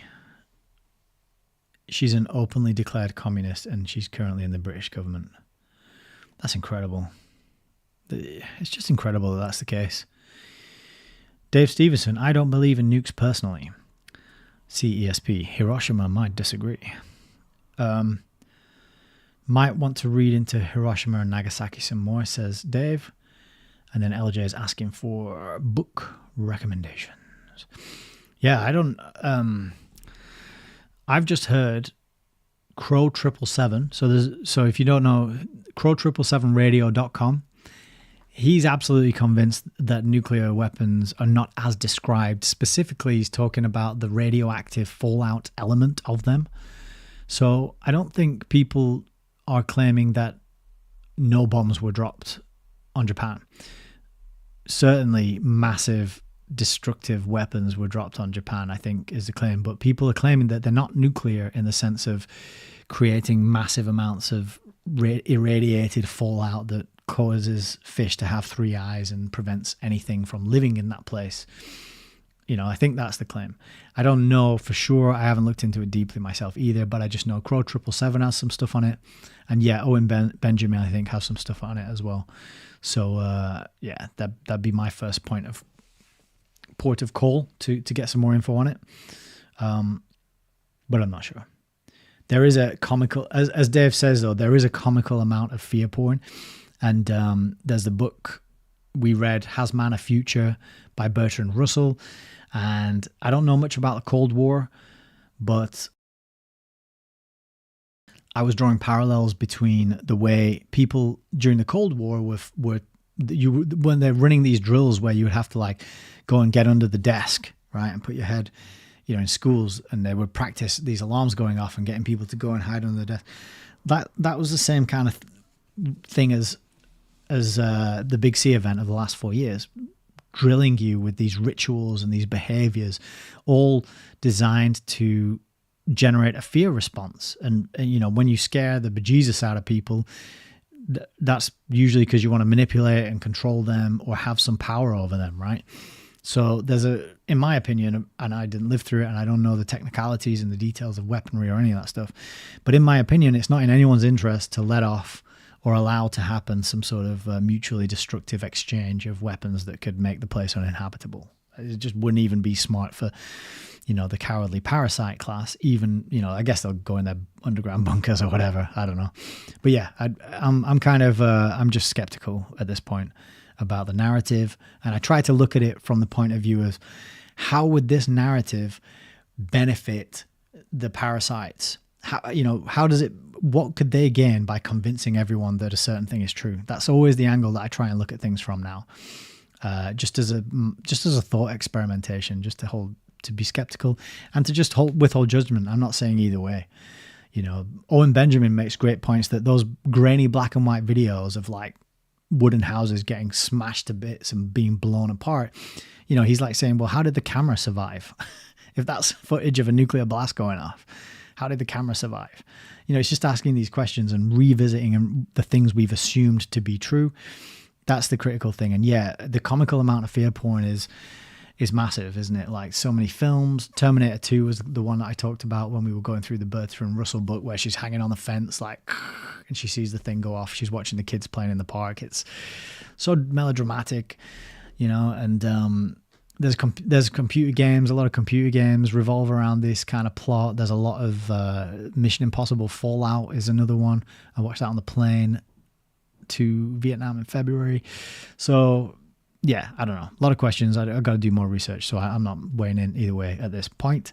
But just fascinating and interesting stuff to learn about, as usual, isn't it? Okay, Katie says, Reds in the beds. Rosemary says, this is why I don't take sides of countries, because there's so many lies. I hate smart and maximize your outcomes. Yeah, I mean, countries, yeah, I try not to take sides. I'm on team humanity, I want humanity to not be enslaved. I want humanity to experience a greater increase in the fulfillment of their potential, more care, more kindness, more freedom, more creativity, more communities and families and children and health and music and art and these kind of good things, the things that we would do if we weren't enslaved by a ridiculous bullshit system that has us doing mundane tasks day in, day out for fake fiat money that we must exchange for things that are getting ridiculously and increasingly expensive. The system I'm talking about, the one designed by Keynes and his moronic coterie. CESP says, that was a lively chapter. It was indeed. There was a lot of things in there. I particularly enjoyed the discussion of the road, like bringing it in with the Rhodes Scholars. I had said early on in the book that the timeline of when the Fabians first got together was 1884. And this is around the same time that Cecil Rhodes was doing his thing, was writing his wills. What was the latest date of his last will that she just told us there? Was it 1899? Something like that, wasn't it? So it's all around the same time. So I did wonder if there was going to be some overlap and some interaction between the two, and then we kind of got a little bit of it there. But the amount of Rhodes Scholars showing up in the Kennedy administration, no accident. And that last bit, just incredible. People getting elected, like having the communist in the British government, this guy Rostow getting into the White House and then into the defense, whatever. It's late, I'm getting tired. Just astounding that these things are provable and they write these things down in books, nobody reads them, and then they carry on doing what they're doing, undermining all the culture, the traditions, the social cohesion, and the wealth of the average person. And they write it down in a book. They tell you they're doing it. And then they distract you over here with sports ball and, dancing on ice and that sort of thing. But not us. We're on the trail. So loads of truth bombs in that one, says LJ. Yeah, that was a really good one. Katie Lane says, I think we're back to the communist, whose name I've already forgot, Susan Michie. Her family are very wealthy. They own a Picasso. This wouldn't surprise me. We've been lied to for so long. I watch films in a very different way now. I'm getting to the point where I can barely tolerate watching films. But you do watch films in a different way, and always look at it with what's the worldview, what's the message beneath the message, because the story is the exoteric, the surface level. It's just about a story and characters going on a journey, right? But there's always a esoteric and a deeper meaning, and it could be just planting these little seeds of people. I notice things like when characters talk about the moon landing, for example, or they talk about getting an injection because they're sick. It's nothing to do with the plot or the story or the character development, but they throw in these little nuggets to reinforce the consensus reality that we've all been indoctrinated into via our schooling, and I think that's largely the function of TV shows and films now, is to try and to reinforce this worldview, the scientific, materialistic, rationalist kind of worldview, which negates spirit, negates soul, negates the metaphysics, and just has people kind of scurrying around in 3D reality and not really giving any sense to the higher and the greater and the spiritual dimensions of existence in our lives, so, but that's just one function that it performs. It performs many functions. All right, I think we should probably wrap it up there. This has turned into an epic 3.5 hours. So I think that was because of my massive intro. So thank you for hanging out with me. It's an honor and a privilege to share this time. And I know your time is precious, and your energy and attention is equally precious, the most precious thing you have in the world. So it is an absolute honor and a blessing that you are here with me, learning and trying to expand our awareness and understanding of reality so that we can uplift it as a whole for everybody, and teach other people and come armed with facts and references and information that actually explains what's going on and doesn't confuse and doesn't demoralize. We can actually push the needle in the other direction and correct some of that damage that's been done by these psychopaths who've designed things and taught us a lot of garbage through our schooling, through our media, through our TV, all that stuff. It's a big job, but many hands make light work. And so the more of us that can educate ourselves and get read up on actual, factual, well-written, well-referenced books such as this that actually make sense of things, the better, right?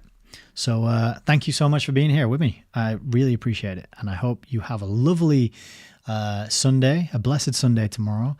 And if you're in the UK, you've got Monday off. It's a bank holiday, so enjoy that as well. And we'll be back on Tuesday. And I think we might finish this next week. We've got chapter 20, which will be Tuesday night. We've got chapter 21 on Thursday night. And then we've got an epilogue on Saturday. And then we'll be done. So we've got 3 more sessions on this book. Hasn't that? How I feel like that time has flown, but it's been so good, and I'm so happy that we picked this book. So next, probably the last week on Fabian Freeway next week, and then we'll be I'll put out a poll in the Telegram group to choose the next one. And there's so many books that could come off the back of this one because it's touched on so many topics that I'm interested in. And I have a bunch of books that I'm like, I don't even know how I'm going to pick the next 3 to put to put in that poll, but I'll do it somehow. But anyway, let's leave it there. Enjoy the rest of your night. Take care of yourselves and each other. And I will see you on Saturday today. So I will see you on Tuesday. So until then, God bless.